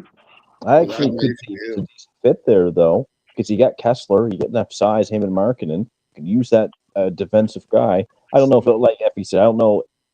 5 might be a reach. They must have another pick in the draft, do they? I don't know. Utah's got tons of them. I think they're coming up. They do at 21. But as I said to you guys a couple of nights ago, if there's any team who might trade down, it's Utah because they have so many guys already. I'm not trading with Danny Hage. He's gonna ask for the whole house, the whole forest. What he'll do is, sure, you can have 5, but I want like 11 and 15, and I want your second pick because he just wants to hoard all the draft picks, that kind of thing. Isn't Danny Ainge and Messiah essentially the Spider-Man meme? They're just looking at each other like it's the same thing. Yeah, you know who's a good team to actually trade with is the Hornets because of their second round. So they have 2 second round picks as well. So you might be able to get one of their second rounders depending on what you're willing to. The Hornets aren't as dumb as they used to be though. It's gonna be tough. But how many first round? How many rookies do you want? We're still developing last year's rookie, right? I think you don't. I'm saying as a pick swap or something like that, or I don't know, but. Well, I like where Kenyon's going with this. Like to your point, Effie. Like I mean, it depends on where the rookies are. If the rookies are front court players, I have no problem having 2 of them on the team. That's true. Yeah. One's a big wing and one's like a center or whatever like that. I think that would be my ideal goal. If I take best player available out for a second, I'm just looking at fit. I'm like, yeah, we need a big wing. We can't do this 6'5" wing anymore. Like, look in the NBA in the playoffs. Oklahoma City could really use a 6'8", 6'9" wing right now. They don't have. Going back to Kenyon's point with Charlotte, is Charlotte? I mean, back in the day, Charlotte was a sucker GM. A sucker's franchise you get stuff off of. Okay, can we still sucker them? Like, I mean, to Effie's point, you can't really sucker Ainge, but can you sucker Charlotte still? Because they seem to be picking. They seem to be figuring this thing out a little bit. To be determined. Go with Sacramento. Because you're getting a little smarter, a little brighter over the years. They're not as like they're not as like gullible as they used to be. I mean, I miss those Jordan days, man. Coach, you're right about Sacramento, but they don't have the stuff that we want. I mean, we got Jamal Shed. They have the 42nd pick, and that's it. My man's in there, Stauskas. Sacramento's a good. They're here trade Halliburton and Fox for. Oh man, yeah. If Sacramento's in this top 10, man, I would definitely call it them. Man. I will say this: Atlanta's very interesting as well, just from the standpoint that we don't know who their GM is. I don't think yet. Mm-hmm. Nope. So, depending on how that goes, I mean, they do have a pick that is they have 2 picks actually that are obtainable, and we'll see. Effie, you have there's a question on deck for you, by the way. Is there any front court player who from the second round? I know you like Ryan Kalkbrenner. That's one, and Max. I don't know if they're gonna fall to 39. Marcin Reynard. Yeah. I don't think they're gonna fall to 39. At 39, I think I like the what's it called, Tyrese Proctor from Duke. I think Matt Devlin's begging that Ryan doesn't get picked, man, because I mean, between him and Grady, it's gonna be a long season for him. Yeah. True. What are the 7'4" guy from Australia? Rocco. Yeah, he's the biggest guy in the draft. I could see him moving up, but he should be there. I mean, he's there now, so I'll say that. But I mean, does because he's having a good combine, does Yeah. he kind of elevate his status above that? I Rocco? think that this guy is not going back to Duke Cedric Howard. He's really killing the combine. Mm. True. And beyond, I'm gonna ask you because you gave him a lot of flack. Proctor, just to toss it out there. Are you okay with Proctor? He is a taller guard. I must admit, I didn't like what I saw. I must admit, I like his size. He get the hoop. He's a bit streaky from the perimeter, but boy, that final game, man, the last couple of games were real sketchy, man, from Proctor. Yeah, but if you're judging him by the last final game, the last game, right? Then if Malawash is 90, you're not gonna pick him. No, but the difference is Malawatch is still young and raw in this case here, so I can live with that. But Proctor's supposed to be the guy who's supposed to be the give the leadership is like a junior on the team or something He like is that. the junior on team. Yeah, he's the guy everyone's looking for to get you out the fire. And I mean, like Cooper's looking around, like But, someone come. but it was killing him before the last two games, right? It was like lights out. I like Proctor overall. I like his size. If I'm going to be honest, I like his size. I mean, for the position that you're talking about getting, yeah, I would take Proctor if he was there. But Yeah, if he I don't know who mentioned it. It was you or I don't know, it was Effie or Andre. This guy is gonna be there too, right? Dink Pate, and he really did well in the combine today. Right, there's your big win, coach. there's your guy, Kenyon. There's your Yeah. big win. He's a bit of a project, but I don't mind taking taking. I don't mind taking him in the second round as a project. I don't want to take Exactly. him in the first round projects. No. He's gonna be 19 at the draft next month, right? So I'll go for him. Yeah, and he shot it well, really well today. He did. I liked him last year. I was hoping he'd come out last year to kind of put a little more juice. Yeah, last week he got screwed by the NBA. Really did. Yeah, that was a bad look by the NBA. I mean, I was like, really? Like so, but like I just want. I think if I can't get the best player available at 9, then maybe like if what's left back is pretty much the crumbs, then maybe trading back to get a couple of players may not be the worst thing in the world. But I think there is opportunities to trade up though. I think What of this guy, Hugo Gonzalez? He has fallen from grace, man. Yeah, players like that. If he had played in college basketball, right, would have been like probably top 20 now. Preseason though, he was in the top like 10 or 15, but then I think I don't know if he had a bad year. He was hurt. He looked like he turned it on a little bit towards the end. Now my Yeah. understanding was Masai was at his games towards the end, which I thought was interesting. But because I look What at him, about he's a what talent. about Johnny Broom? Andre actually brought up Johnny Broom. I haven't watched enough of him, so just so you know, just for Hugo, I think he's struggled. Yeah. A lot, and I don't think 6'6" is like the minimum that you need as a wing, and he does have that 6'6" wing size, but I still prefer someone a little bit bigger. He's a project. He projects to be decent, but I don't know. I mean, again, it's as a second round pick. You don't mind taking whatever, right? I think second round, I'm gonna go with somebody really high upside. I'm gonna go with a senior. You think the kid? That I kind. mean, I was wondering where he land, but the kid from Stanford. You think he'd be around for that second round pick, or are we Are too you far talking away? about Xavier? No, Maxime Reynard. Yeah, Oh, okay. because I mean, some people have him around 34. I was just checking to see where he's located because I was watching him during the season a little bit. I liked him at Stanford. If he's there at 39, I'm taking him around. I would say, He's been working out with Jack Nowitzki. yeah, I would say he might be more mobile than Kalkbrenner. Like the offense might be a little bit better, but Kalkbrenner at the rim will be better, like defensively. Yeah.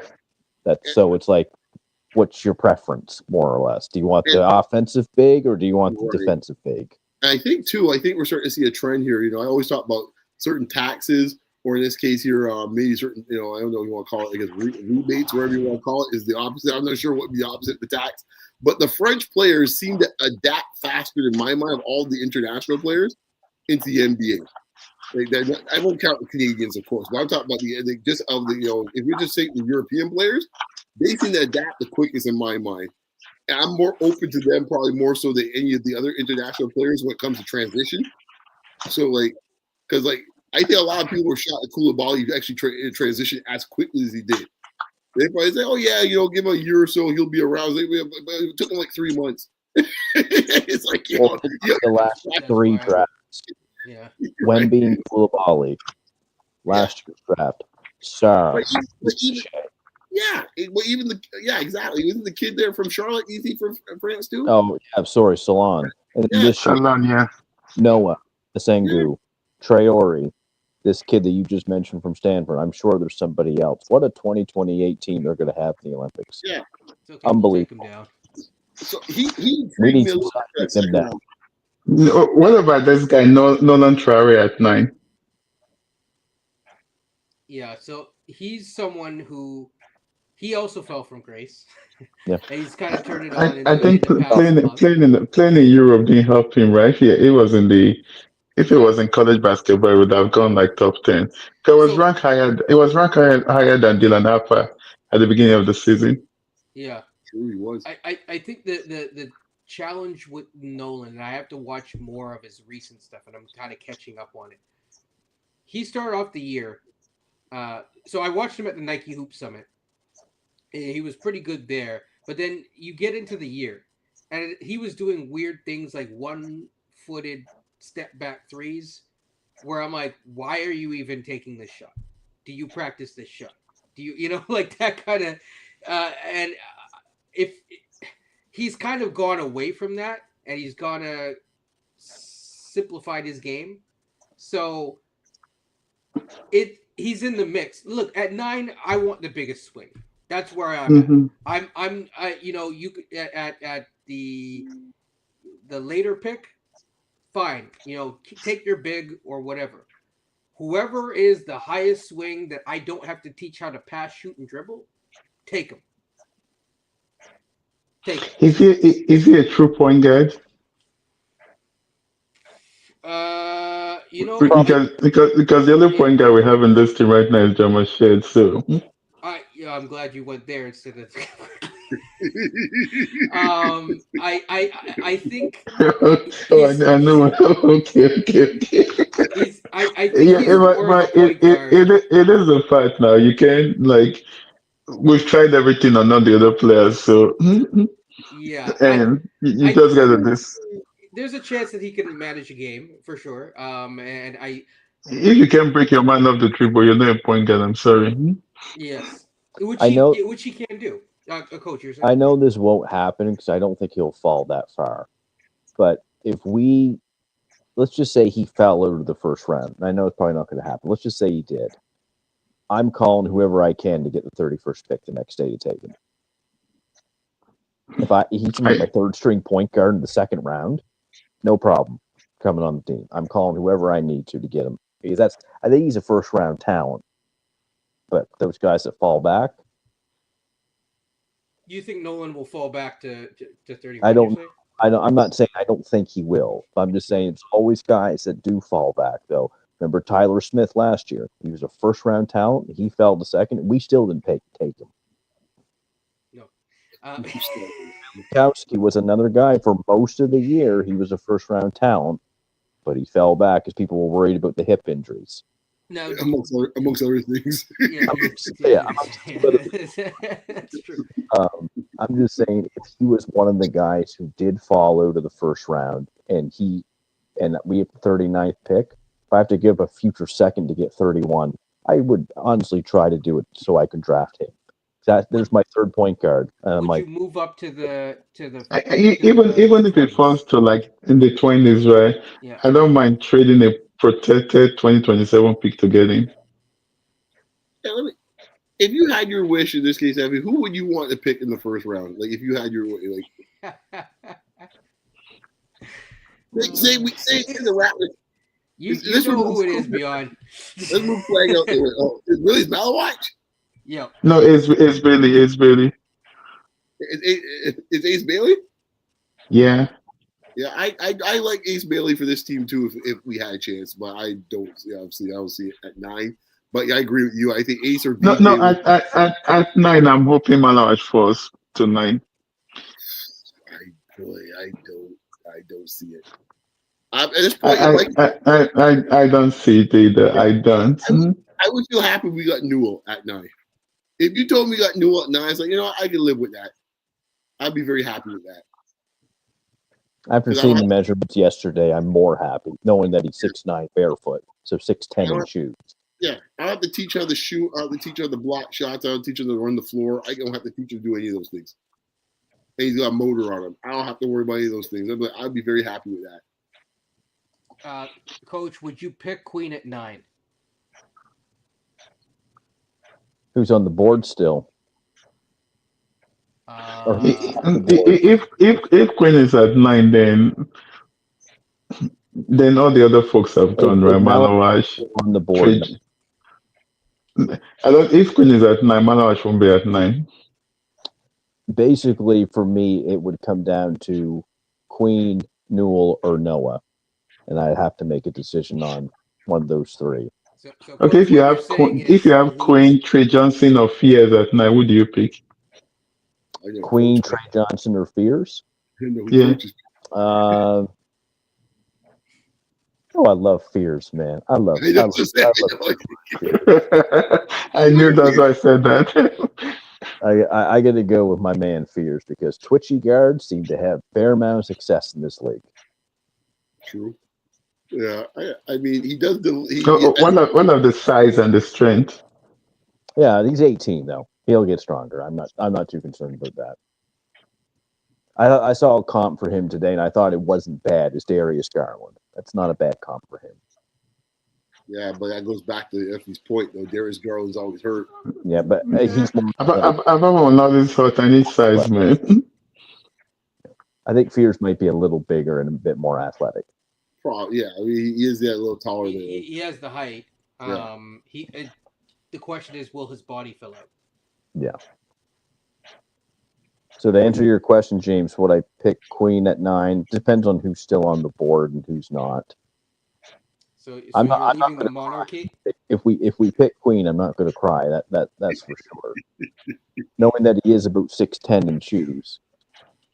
I think Queen in this case. I think folks better be careful looking for Queen. I tell you, guys are going to set yourself into a trap. Yeah. I think Tyler loves him. He's like, guys, it'd be great if you took Derek Queen.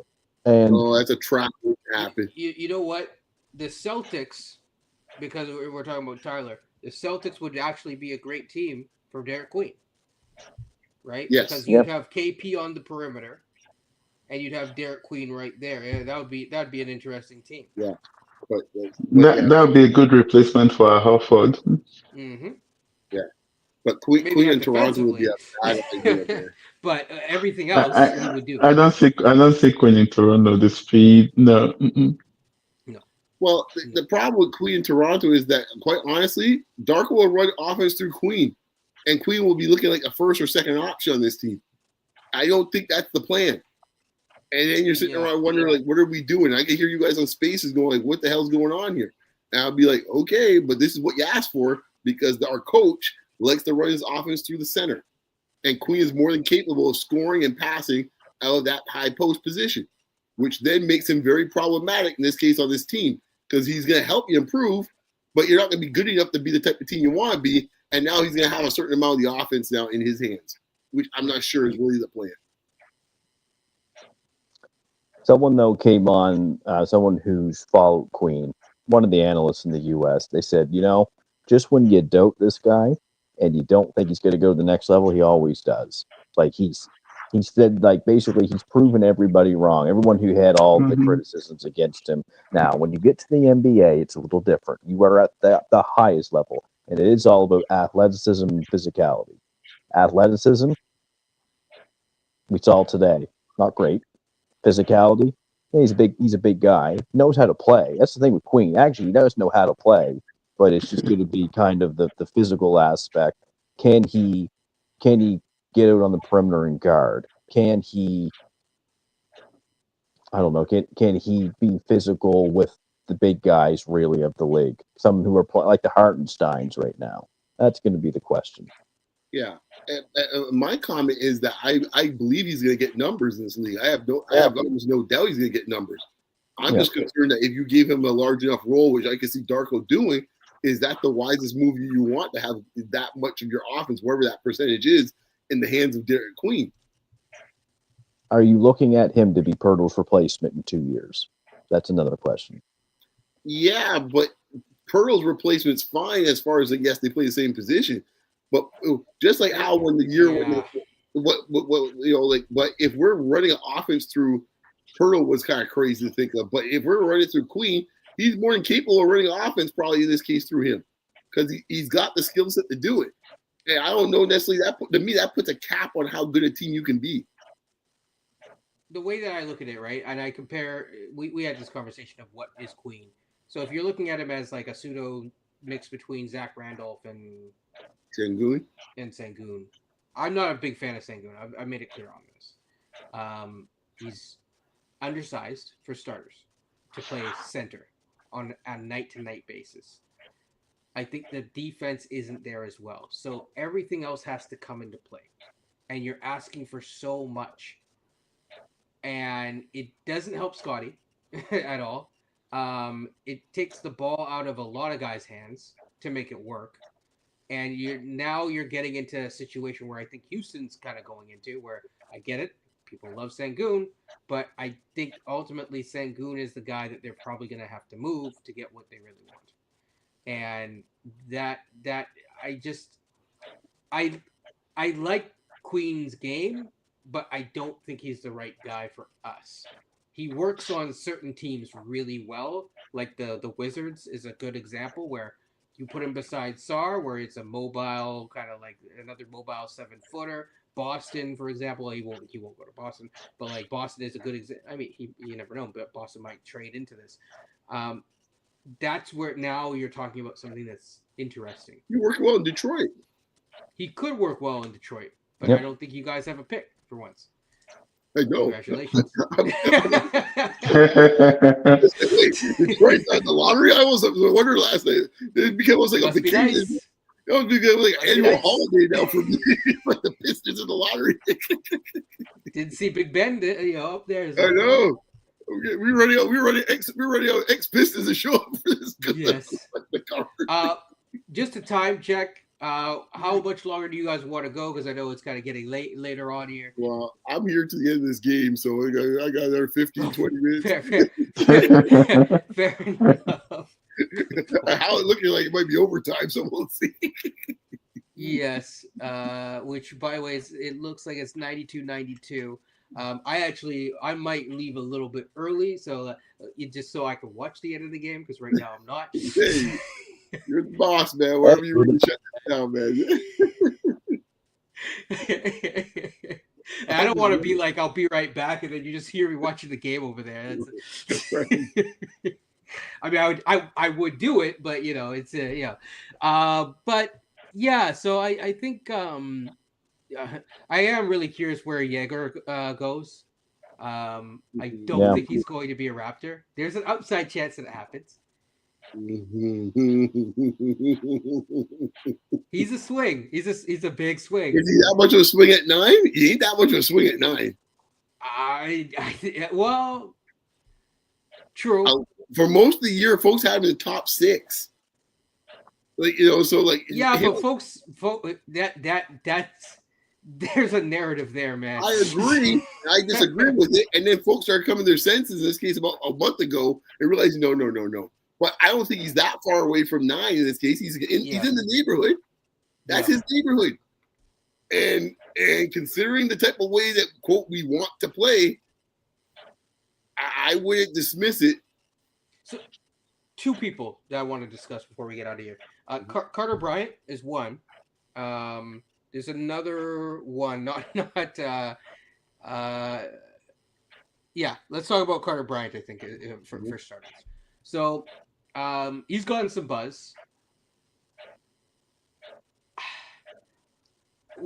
How do we feel about the measurements? Let's start there. Okay, you gotta catch me up. What was his thing? Because they're coming so fast and furious. What was his measurements? I think he's I, about th- I think it was 6'6", 6'6.5". Yeah. So it's not Ba- far off from where he was 6'8" supposed to. shoes. Yeah. Mhm. So Um, he's 6'7" in shoes. About 6'7.5" or 6'8" in shoes. Basically, I think OG when he came out, he listed at 6'6" and barefoot, like in a bit, like Okay. 6'6.5". So he's basically, Okay, he's a small forward.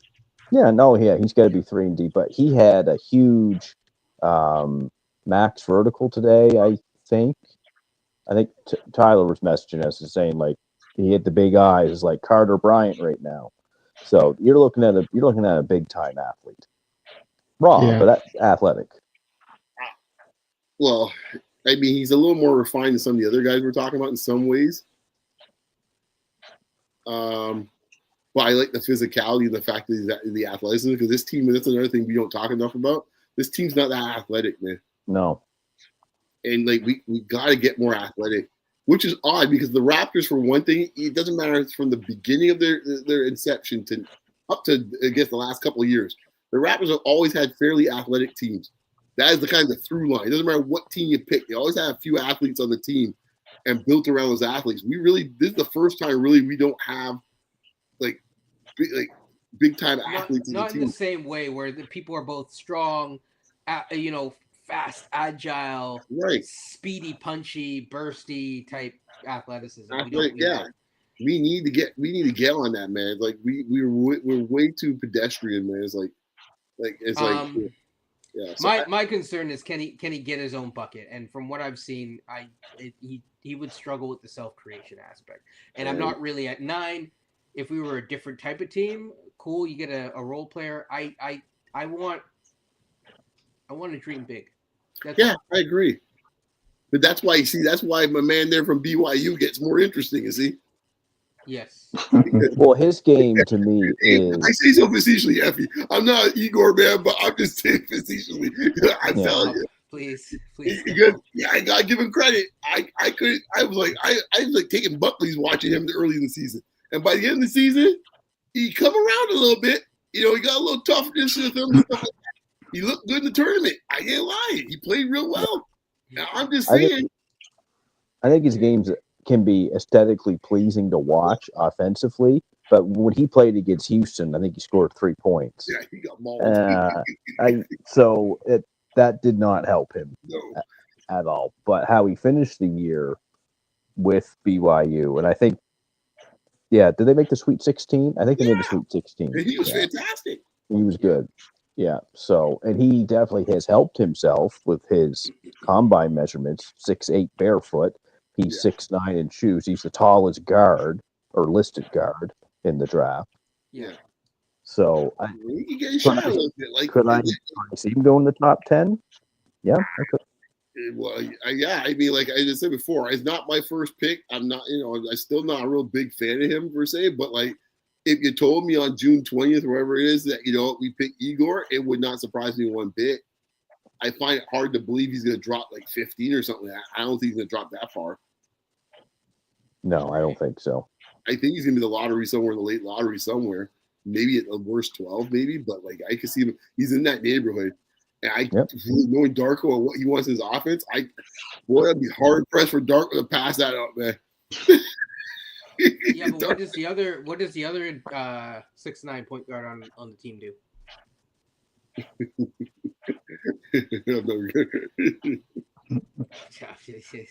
Hey, man. What about the Illinois point guard, JK? Yeah. Do you think he's Kasparis? Yeah. I'm okay with it. I actually, I think that we could use someone. I know that there is some sort of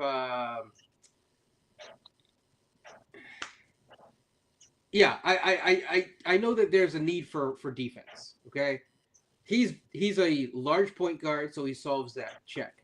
He can run an offense. Check. I think he, I know. Yeah, I don't mind him. I think it's not like the sexy pick, right? But I think it's a pick that could work, and that it's a safer pick Well, let me but ask you there might this be thing. better options. At that spot there, considering who will be around, is there any other guys we could think of around that spot that would be considered to be a potential 3-level scorer? He could Some be. people would say Con Knipple, I guess. I don't know. Maybe. I think It's that a might little bit of a stretch, but be a bit stretch. But like, if you're gonna be at 9, like he arguably might be the best 3-level scorer, depending what Queen's 3-point shot looks like. That's out there. Like when you think about it. Sorry, 198. Yeah. No score, man. I'm a little behind you, man. Oh, sorry. You're behind us. 103, 100. Okay, so leading. There you go. Oh man. It's a tie game. 103, 103.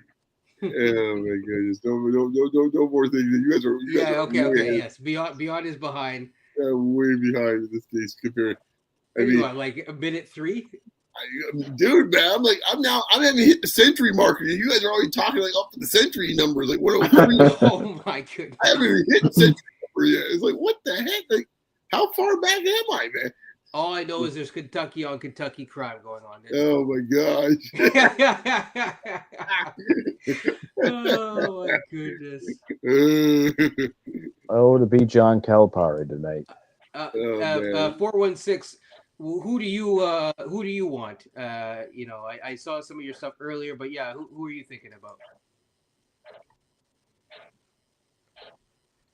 I got nothing against Knipple, but there's a big part of me I'd love to see him go in the top 8. Yeah, I would like to see him go before us. Yeah, that's what I mean. Someone falls, then that could mean. I want him and Queen to go top 8. Yes. That could mean a lot. Queen's a little more dangerous in my mind. Yes. I'm not. I think Queen and Denham are more dangerous from that perspective than him. I can't see the Raptors picking Knipple. I think you got 2 guys you just picked the last 2 drafts like that. If I get Knipple, I'm trading Grady. Oh my goodness, that shot was nuts. Okay, let me ask you. Sorry. You think Knipple has more high end side for offense than Grady? Holy smokes, that shot was nuts. Really?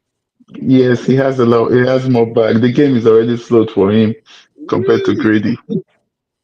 I mean, Grady at one point this year was putting up 30, like a stretch of like 25 a night. Like, I mean, like, I don't know if I'm seeing Con Knipple do that. Sorry, beyond.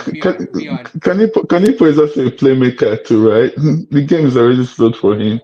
Mr. Basketball, Wisconsin. Sorry, hold on. Beyond, what's the score where you are at? I'm out. I just saw the shot. It's probably you were talking about Kentucky on Kentucky crime here with the jump shot by SGA. Man, it gets crazy. No, he hasn't seen that, so we'll be quiet.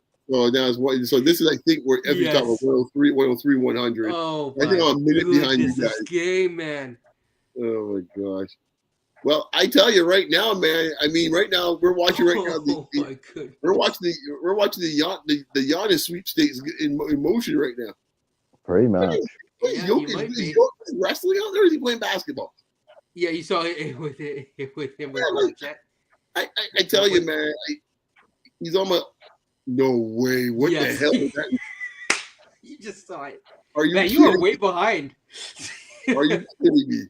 Are you kidding? And the girls are like, "What the hell was that?" Oh my god! This UFC fighter is shot.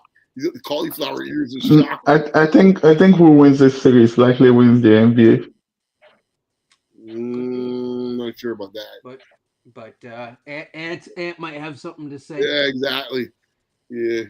It's like we have some interesting series left, is what I'll say. Oh yeah, this playoffs have been fantastic. I mean, like I can't remember like playoffs as good as this one so far. Like this has been some of the best playoff basketball I've seen in a long time. Beyond, you have a question, man. Bring Giannis home to the side. Is Giannis coming to Creektown? Giannis doesn't want to pay the Canadian taxes. You play Scotty Barnes because it can work. You want to play Scotty Barnes? Do you really think so? If he had a chance for Giannis, I think he would trade his firstborn. Let me put it this way: would Messiah had a chance to get Giannis in real time. It'd be nice to see Scotty Barnes like, yo, adios. okay? Let me put it a different way. Would the Bucks is it a competitive offer with Scotty Barnes? It's the closest. It's the best offer you could put up there for Toronto. Is it the best offer still? Like, is it better than Houston's offer? I still think Houston may have the better offer, but you're in the ballpark. You're basically saying it's getting up there, and you're in the ballpark. You're now you're now in business a little bit. Now we can talk. The difference is Houston has all the picks. Yeah, like there's no other deal you can have without Scotty Barnes. Yeah, you're gonna have to give up basically your future for Giannis. Yeah. You can make the money work. That's Giannis. That might be great. Or sorry, that's Scotty. That's Grady. I might have to throw in Ochai. Let's see it this way, right? If we keep the perspective of this case, right? DeMar DeRozan got traded, and let's be honest. I think no one here is going to say DeMar DeRozan did not provide more to this franchise than Scotty Barnes. I think it's a fair assessment. Sorry, DeMar? Yeah. Yeah. I don't think there's any argument about that. And he had no problem trading DeMar DeRozan. I think if Luka can get traded, anybody's tradable. Period. Exactly. I always say so. If Wayne Gretzky except possibly Wembanyama right now. Maybe. But if Wayne Gretzky get traded, anything's on the table for anybody in any sport. Like, it's like, so like Scotty Barnes has no sort of like thing where it's like, oh my goodness. Scotty Barnes ain't like Steph Curry. Like it's like where it's like, okay, he's gonna be a warrior for life. Yeah. Oh wow, big shot there. Okay. Yeah. This is what you want. I'm not trying to spoil anything. So do you think this game is going to game 7? Yeah. This series. Yep. Yeah. I know one thing though. After this series, man, they're going to put Chet in like LeBron's chamber or something, man. After dealing with Jokic the whole time. Oh, goodness! They got to call some stuff on that, man. The referees have to at least blow the whistle maybe early in the game to say, like, listen, we ain't putting up with this nonsense. Like, I don't know what type of martial arts thing you're doing out here where you're giving it's like I'm watching WWE. Who is it in this case? Is Hacksaw Jim Duggan used to do the chops? He's chopping across the chest like, what's Jokic doing out here, man? It's like we saw Cat the other day, giving the bow, right? Oh, that and it's like, nasty. And I was just like, does he think he's Ron Artest or something? Like, it's just like what's going on? Yeah, I see what you're talking about, Coach. Yeah, Chet's getting tossed around like a rag doll. Oh yeah. Every year. Hey man, he takes the punishment though. Hey man, as I said before, I wasn't a Chet guy coming out of college, but I gotta give Chet credit, man. Like Chet's got some, he's got some moxie, as they used to say. The old folks would say he's got some moxie to him, man. Yeah. Masai gave. So I think Blackhawk. The point is that this man has always been after Giannis. Giannis has been his crown jewel. Yes. From time. So it's not about giving guys a chance. It's about making your dream happen. Okay. At some point, it's like, I'll paint a picture. Say you've been dating this girl for all this time. You're not married, but you've been dating this girl, and all of a sudden Beyonce's single and she asks you out. Would you consider it in most cases for most people? That's all I'm saying. I mean, or you could put Taylor Rooks or whoever else. I don't know. Don't be fooled. Not trying to get anyone in trouble. I mean, Giannis. Listen, he gave away his whole championship front court trying to get Giannis. Yes. he got Giannis over here getting him a passport. Yes. So it's like this dude is like their family. Yeah, dude. It's different. I think the other thing we have to keep in mind too is the element we discussed earlier on in this case with Andre. He's in a contract year. He don't have the leverage to kind of wait around. Well, that's another point. But the problem with trading for Giannis is after the trade, you won't have a team with him. So that's true. That's true. But I think and that's why I wouldn't do it. However, to your point, a man who has his back against the wall and wants to show management I can do something, you bring Giannis, You go to the negotiating table, it's a different type of conversation. But I don't think Giannis will want to come here, right? He wants to win, so what's the point? Yeah, no, Giannis, you have to put a team in place, and I Yeah. guarantee you, you are not winning a title with Giannis and Pirtle. Not a Yeah. chance. The terrible offensive fit. No, Boy, I tell you, Well, that pearl deal's the deal it keeps on giving, boy, I tell you. it really No, is. but know the formula with Giannis. Get the stretch big. That's why Giannis is man. Antonio with Wemby. It makes a ton of sense. The deal it keeps on giving, man. You could put him in Houston with Şengün. It's fine. You could do that because Şengün can step out and shoot. Pirtle's not a threat to score. What of Giannis and Adebayo? Bam. He wants to go to a state with that sister, with that Oh, status. So. I think that they would have to give up Adebayo to get Giannis. Yeah, that's why. What Effie, to your point, that's why go to San Antonio. Does he end up in Dallas? No. I don't think so either. Yeah, right I don't now. think so either. That's the They one break Texas team I can guarantee he out will to not be going to. No. But as I said before, when we had the room of the AD stuff and all the poster happened, I can't remember who mentioned it. I can't remember which podcast said so. I don't know, it was Nick Wright or someone mentioned it, that he had spoken to only two teams, obviously the Lakers being one. The other team, we didn't get who it was. But if we know the prototype he was looking for, which is a big wing or a big power forward or center, like it's a two-way guy, let's face it, only one other guy in this case he could be knocking the door for. Sorry. Oh, wait a minute. Blackhawk, I thought you were here saying that Jamal Shed's the future, all this type of thing. Jamal Shed could play with Giannis. I'm assuming he moves quickly. I know he's being quickly. Oh, okay. I'm just giving him a hard time. Yeah, I remember early on in the year where he was like, "We ain't trading Mitchell and all this type of stuff." Maybe he just wants to play with Mitchell. I don't know. Yeah, I mean, at the end of the day, we're not getting Giannis. I'm just telling you right now. My thing is, Rich Paul mentioned it today. Yeah, but Rich Paul is also about the money and also leverage. Is right? Rich Paul his agent? I don't think he is, but I think No. No, he's not. But he mentioned about Toronto and Brooklyn having assets to get Giannis. I'm thinking, we technically have assets. Like Scotty have to be in that trade, but if Masai's really serious about these big trades, but really, can you play Scotty and Giannis?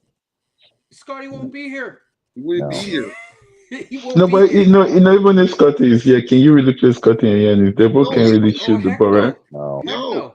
So to your point, it makes sense in both ways, from a pure viability standpoint and for the money, for what they want and for youth versus the vet.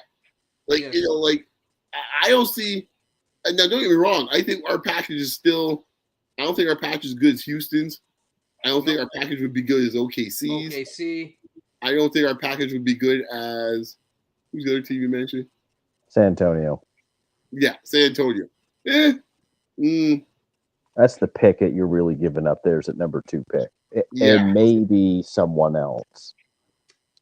Yeah, wait, the number 2 pick in Castle. So you need some money in there. So who's Vassell? Yeah, that's the problem with Vassell. Actually, Vassell, maybe Johnson. They could have them both. I feel, you know what? I think we can play with the Spurs. I think we could go head to head with the Spurs with our stuff. If you put the Scotty in the mix, I think we could give a better deal than that. Okay. Yeah, so the Spurs are now off the table. Toronto's now number 3.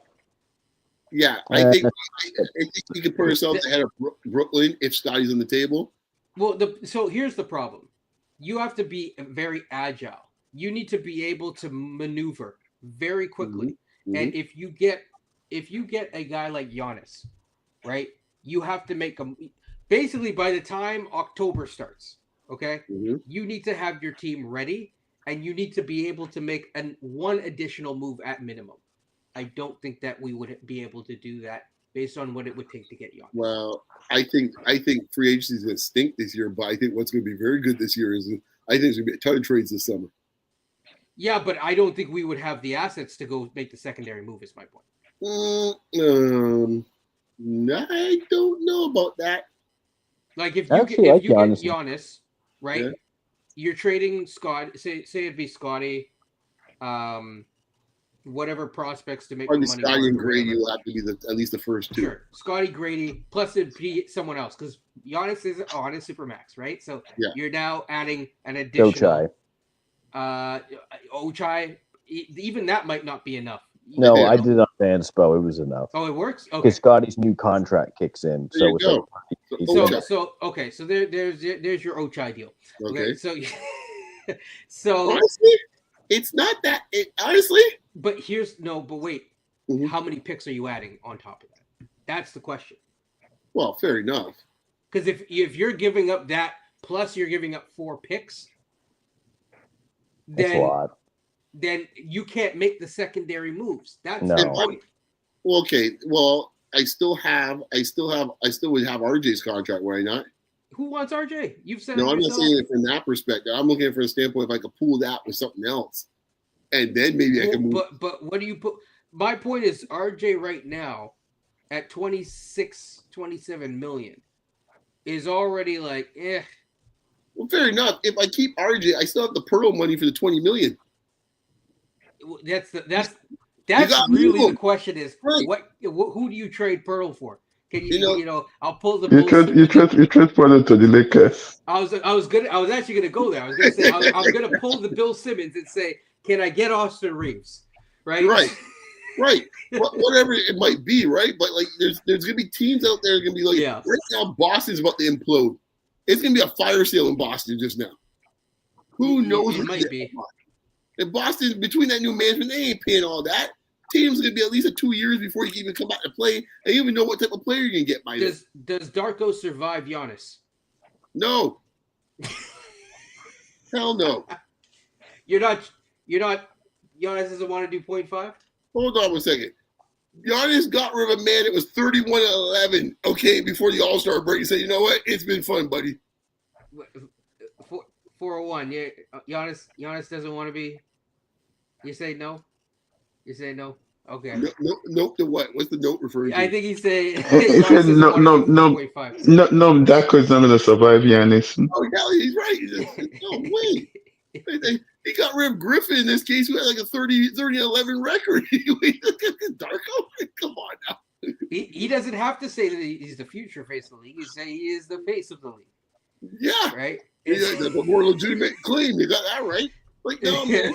Like, I'm just thinking this through. Like, okay, you got Braga in to give you 20-22 a night, so he's got a bit of a running mate there if he ever stays healthy. In that sense, he does, yeah. You know, you move Pearl because to Effie's point, you can't have those two playing together, so he got to get moved anyhow.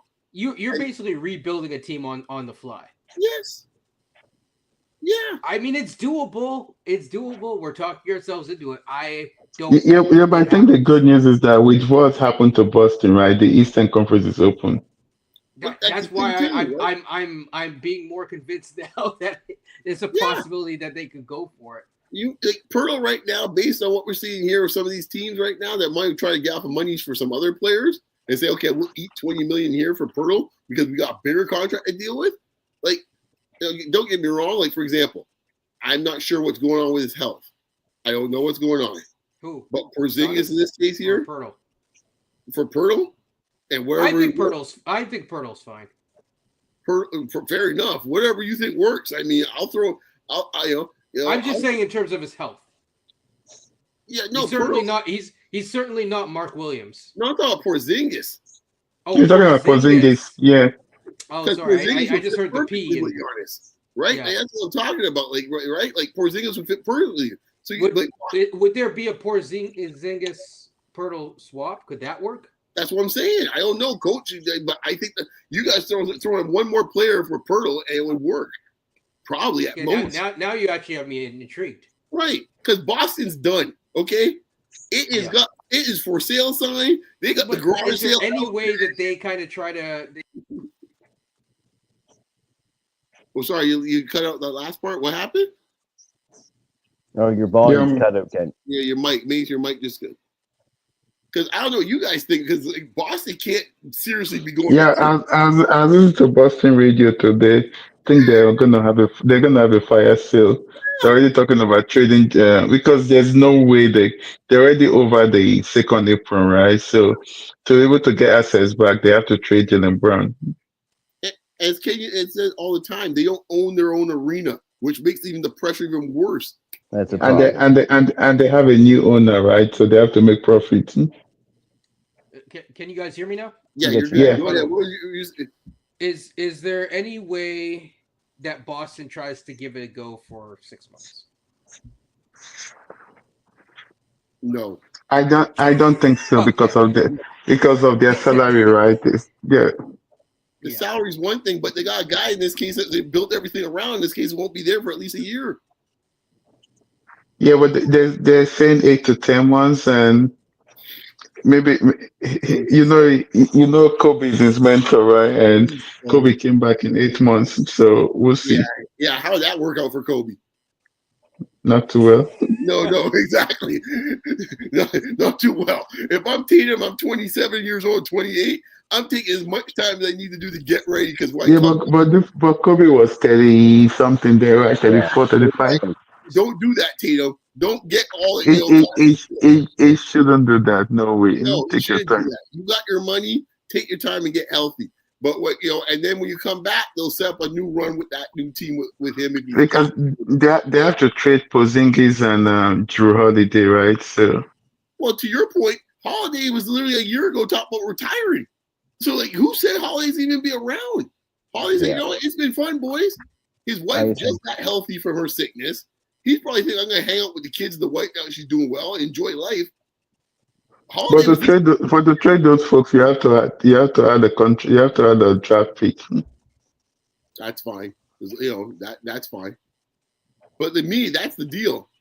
I don't know. Kenya's mulling over now. You can see his smoke burning out. Yeah, I just you made me think. Now I can't sleep now. Sorry, is your deal Pirtle for Porzingis? Yes. Coach, are you on Fanspo? No. Okay. I'm not trading. I'm not trading Porter for Porzingis. Maybe I should be on Why Fanspo. Porzingis is like perfect match for him. To be perfectly fair, Porzingis is on like 1 year left. But you're talking about Brandon Ingram. If he's going to be healthy, then you're not at Porzingis. No way. Well, I agree with that, but I mean, right now it's like beggars can't be choosers. I gotta look to see who's out there that can fit that type of player that Giannis is. Let me put it this way: you have people suggesting that we go get Zion, as if Brandon Ingram and him didn't play together.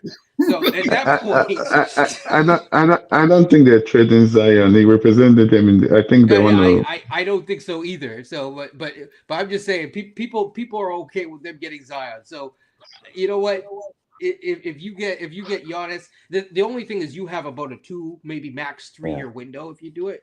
But it would be interesting. Where's Keenan when this is right. his realm? Coach, you said it won't work or something like that. What's the deal?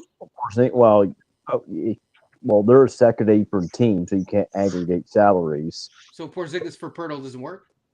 Pirtle makes 20, Porzingis makes 30. No, it doesn't work. So you need Well, yeah. Well, I mean, unless we give up another player. Yeah. We just gave up. Already gone. We just gave up half our team for Giannis. Wait, do we have what's it called again? Do we have player exception or team that we can add to it? Can't be aggregated with Porter. No. Yeah, That was but, for teams. Oh yeah. We didn't really give up that much from a player perspective. We gave up in this case here Grady, Scotty, Ochai.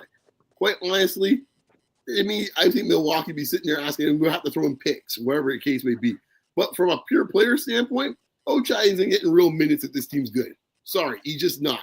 So but I'm saying Ochai got traded already in the Giannis deal. Right. What I'm saying is that throwing one player to add to it is no big whooping to me in this case here. Like who's left of the roster in this case that makes about $10 million? Who we have here? You tossing in the number 9 pick now? This is where Boucher was re-signed. We're good and golden. I saw Andre said Walker Kessler. He does not fit if you get Giannis. No, but I think who else is on our roster can make $10 million? Well, the one guy that does is probably not going to be here no more. Yeah, Boucher. That would have been. I know. Trust me. That was the deal sitting right there. Boucher and Pirtle's like, here you go. You get off that money real quick in a couple of years. What do you guys think of Sabonis? I think the rim the rim defense is there's a reason why early on in the season we were so bad until we played Sacramento, and then we look good, and it's because they have no rim protection. I wonder what they do though. He's still an undersized center. Like he's super skilled offensively, and he's a double machine. But then up this year, he's a free agent. But you'd have to work out some sort of a deal, and that's tough to work out. Yeah, and, he would be another guy that would fit perfectly with Giannis. Yeah. If you could get him to, he might feel comfortable saying like, if you could get him as a mid-level exception after getting Giannis, sure. But you'd have to do the Giannis deal like at the draft. Yeah, he ain't taking no mid-level exception. If you're doing the Giannis deal, are you trading the number 9 pick or are you keeping the number 9 pick? Because ideally you're keeping the number 9 pick. You can still honestly, if I'm trading Giannis, I'll throw the 9 pick. I'm not losing. You're just like, listen, man. All y'all gotta go. Get to go. Yeah. Because my theory. Which one you want? Yeah, my theory of the case is this core is not good enough. So I am trapped now in mediocrity now for the next 3 years, where I'm not going to get a top 5 pick unless the ball's bounced my way. 416, I think, is talking about Giannis with Sabonis. I think that's a tough deal to swing. Ooh, that's not pretty. That's a tough deal to swing, and then the spacing gets too cramped.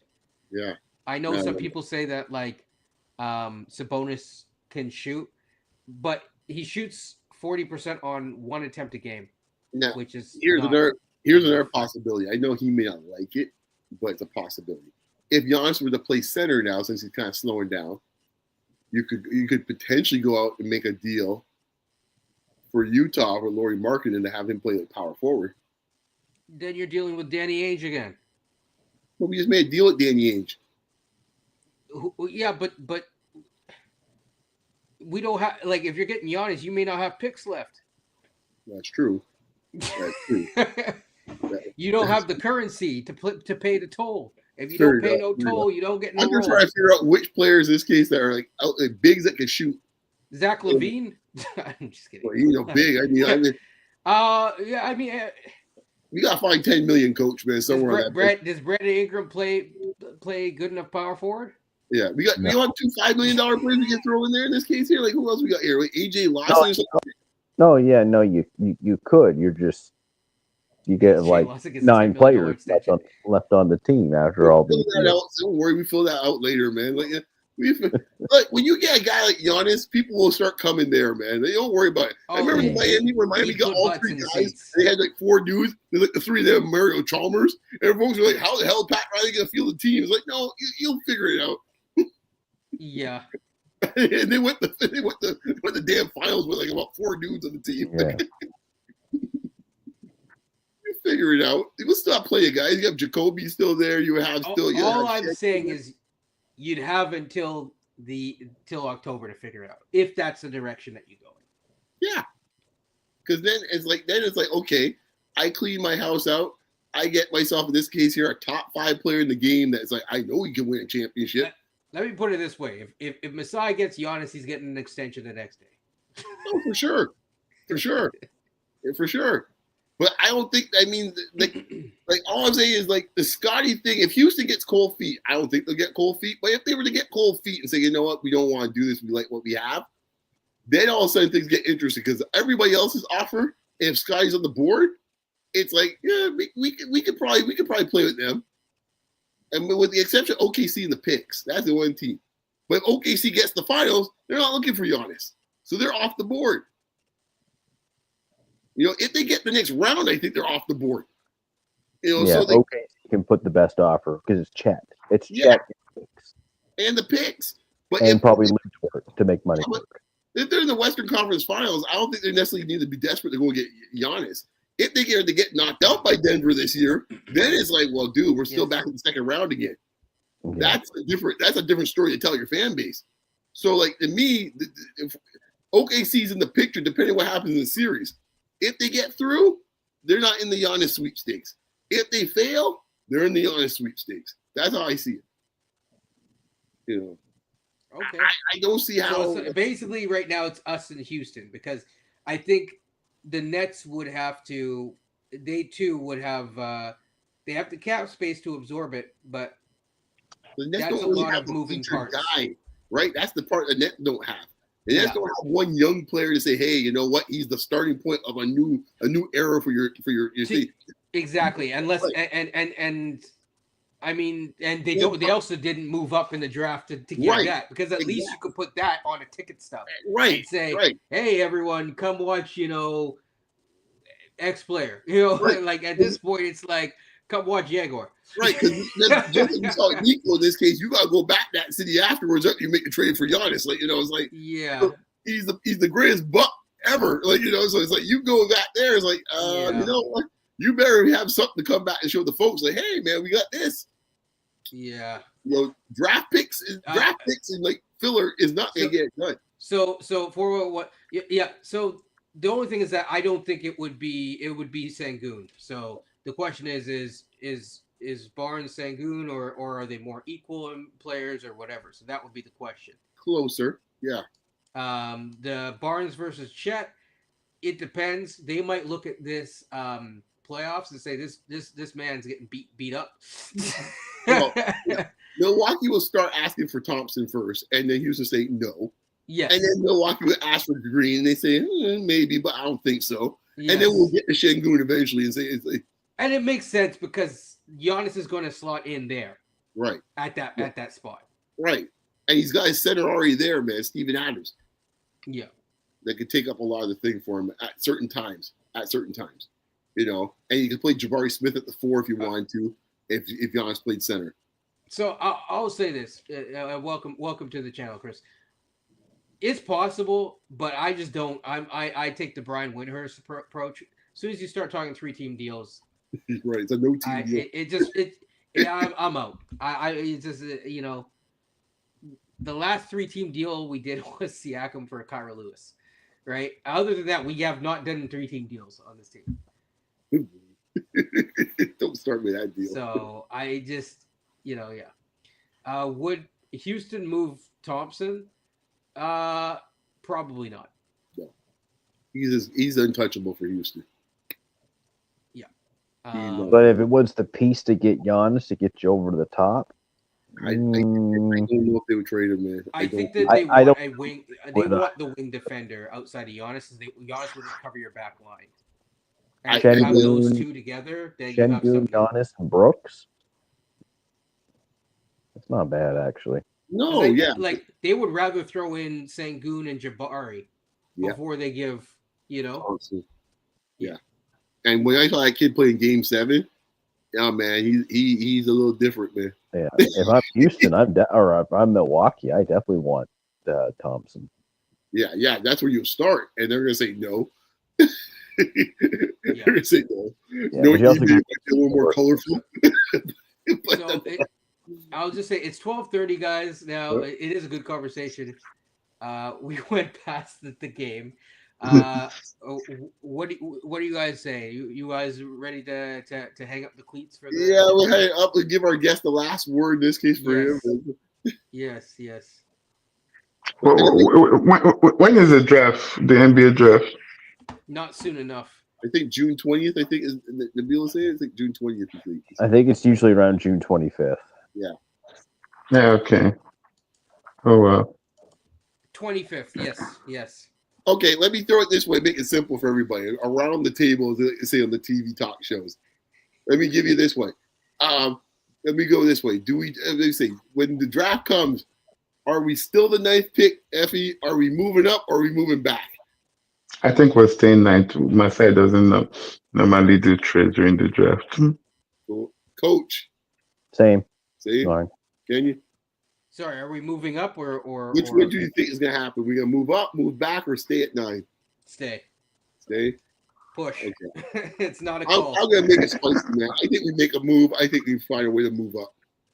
To where? Oh, So I think we try to get at least up to 7 or 6. who's 7? 7 is New Orleans. I don't think so. We did One of those two. just do a deal with them, so there it's not out of the Yeah, but it was a different GM. Yes. True. Oh, that's true. Now, 7 or 6. now you're dealing with Joe Dumas. Yeah, maybe as high as 5. Utah, Washington, or New Orleans. One of those I three. don't think we're trading with Utah. Danny Age wants everything. Here it is. It's Washington is the most likely. Yes. But you have to take on Poole. Maybe Washington Poole for ROJ. The Poole party would like it in Toronto. Trust me, he would like it in Toronto. He might not be too focused on the court, but he would like it in Toronto. The Poole party. He definitely would like it in Toronto. How many years does Poole have more in this I think contract? 2 years. 2 years. 1 or 2. I think it's 2 years. 2 years. Yeah. So he can get traded the following year. That's okay. Hey man. I still think that Utah pick swaps on the board 9 for 5, but I think what Kenyon said earlier yesterday, you might have to do an RJ and John Collins swap in there. There we go. I'm surprised you didn't bring that up front. That deal's sitting right there. Because Collins if he Collins accepts opts his player option. That's just 1 year left. That deal is. Oh yeah, it's possible, right? We traded with him for Osha, right? So and the money works. The Actually, money works. but, It's a perfect fit. yeah. RJ does give us something we have right now. So if we move up to 5, what are we going to get? Well, you hope one of the top 4 guys drop.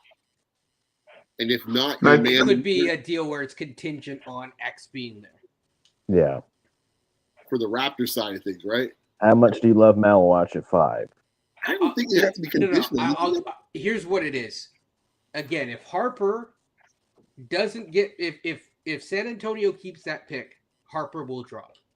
Do us a favor, San Antonio, for once. But if Papa drops to 5, then Utah is taking him, so they're not going to swap. Not if his father has something to say about it. What? Yeah, I said not if his father has something to say about it. He was. Yeah, but the father walked that back, right? For now, we'll see. There's always a behind the scenes. But yeah, I mean, or there's going to be Trey Johnson. But yeah, I mean, one of those top guys could fall, and I could see them doing it where there's a deal that's contingent on, here's our list of guys being there. And you get the 5 Effie, your man's right there if everything goes according to the draft. Where's my man? At 5. Ace is not falling to 5. No, true. Ace is your guy, which I love Ace too. But I mean, at least, but you would get Malawach. He would be there as a concession prize. You would get you would also do some cleanup room work as well. Yeah. But I honestly think Malawach will be more impactful for Toronto at the beginning. But just look at that discussion there. If you were to get the 5, look at the names we're talking about. Malawach, Harper dropping, maybe Ace dropping, Trey Johnson would be in the mix. You get the 9. We were just talking about Igor, and we're hoping maybe Noah can get. I think 9th was the worst position. 7th was you're at 9. 7th would have been ideal. You're at 9, and then you're like, are we sure that there wasn't a typo on Jace Richardson's? Right. We thought Jace Richardson, like, you got to find a way to get to Evie's point, at least the 7th. Yeah. If not the 7th, yeah. I said 3 teams, 5, 6, 7. One of those 3 teams, make a deal with one of those 3 teams. Whichever one. Even 8, right? Well, 8, then you're hoping that Kanipo or Quinn would be picked top 7, right? So one of those guys would fall. But 9 is just the.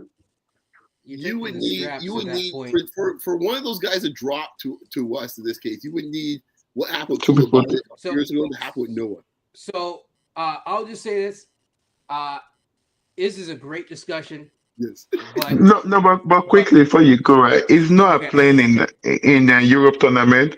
Because Koulibaly moved up, right, because of the Europe tournament. it is. Same thing with what's the name of this guy? Salon. Yeah, Right. So that's the factor I'm talking about. Like, no one takes off. He could push one of these guys down if he keeps yes, playing the way he's playing. yes. Then if Noah keeps playing the way he's playing there, we'll take him at 9. You're hoping that doesn't you're hoping that doesn't push anybody out It's because 6'10", right? 6'10" can defend, you're hoping the shot comes around. well, knowing us, we might move up to 5 and take him. Um, now, with that being said, it is on the East Coast, it is 12:39 at this time. Great I'm on the discussion. West Coast, so I'm Yes, good exactly. for You're tonight. ready to go for another hour. I myself was yawning before I saw the game. Then I saw the game and I kept going. Um, it's been great. People like, comment, and subscribe. Last question before you go. The Very last question. No, there's gonna be two questions because one question in Oh, two. Do you think the Eastern Conference and the Western Conference teams that are down 1-3 lose tomorrow? Boston and Golden State. Yeah, Boston will push through and win one. Yes. I Golden think they're State done. loses. I think they're all done. Okay. All right. On that note, good night. Good night, folks. All right. Good night, everyone. Take Take Thank care. you, it easy. everybody. Like I said, like, Bye, comment, guys. subscribe. Thanks. Take Like, care. comment, subscribe.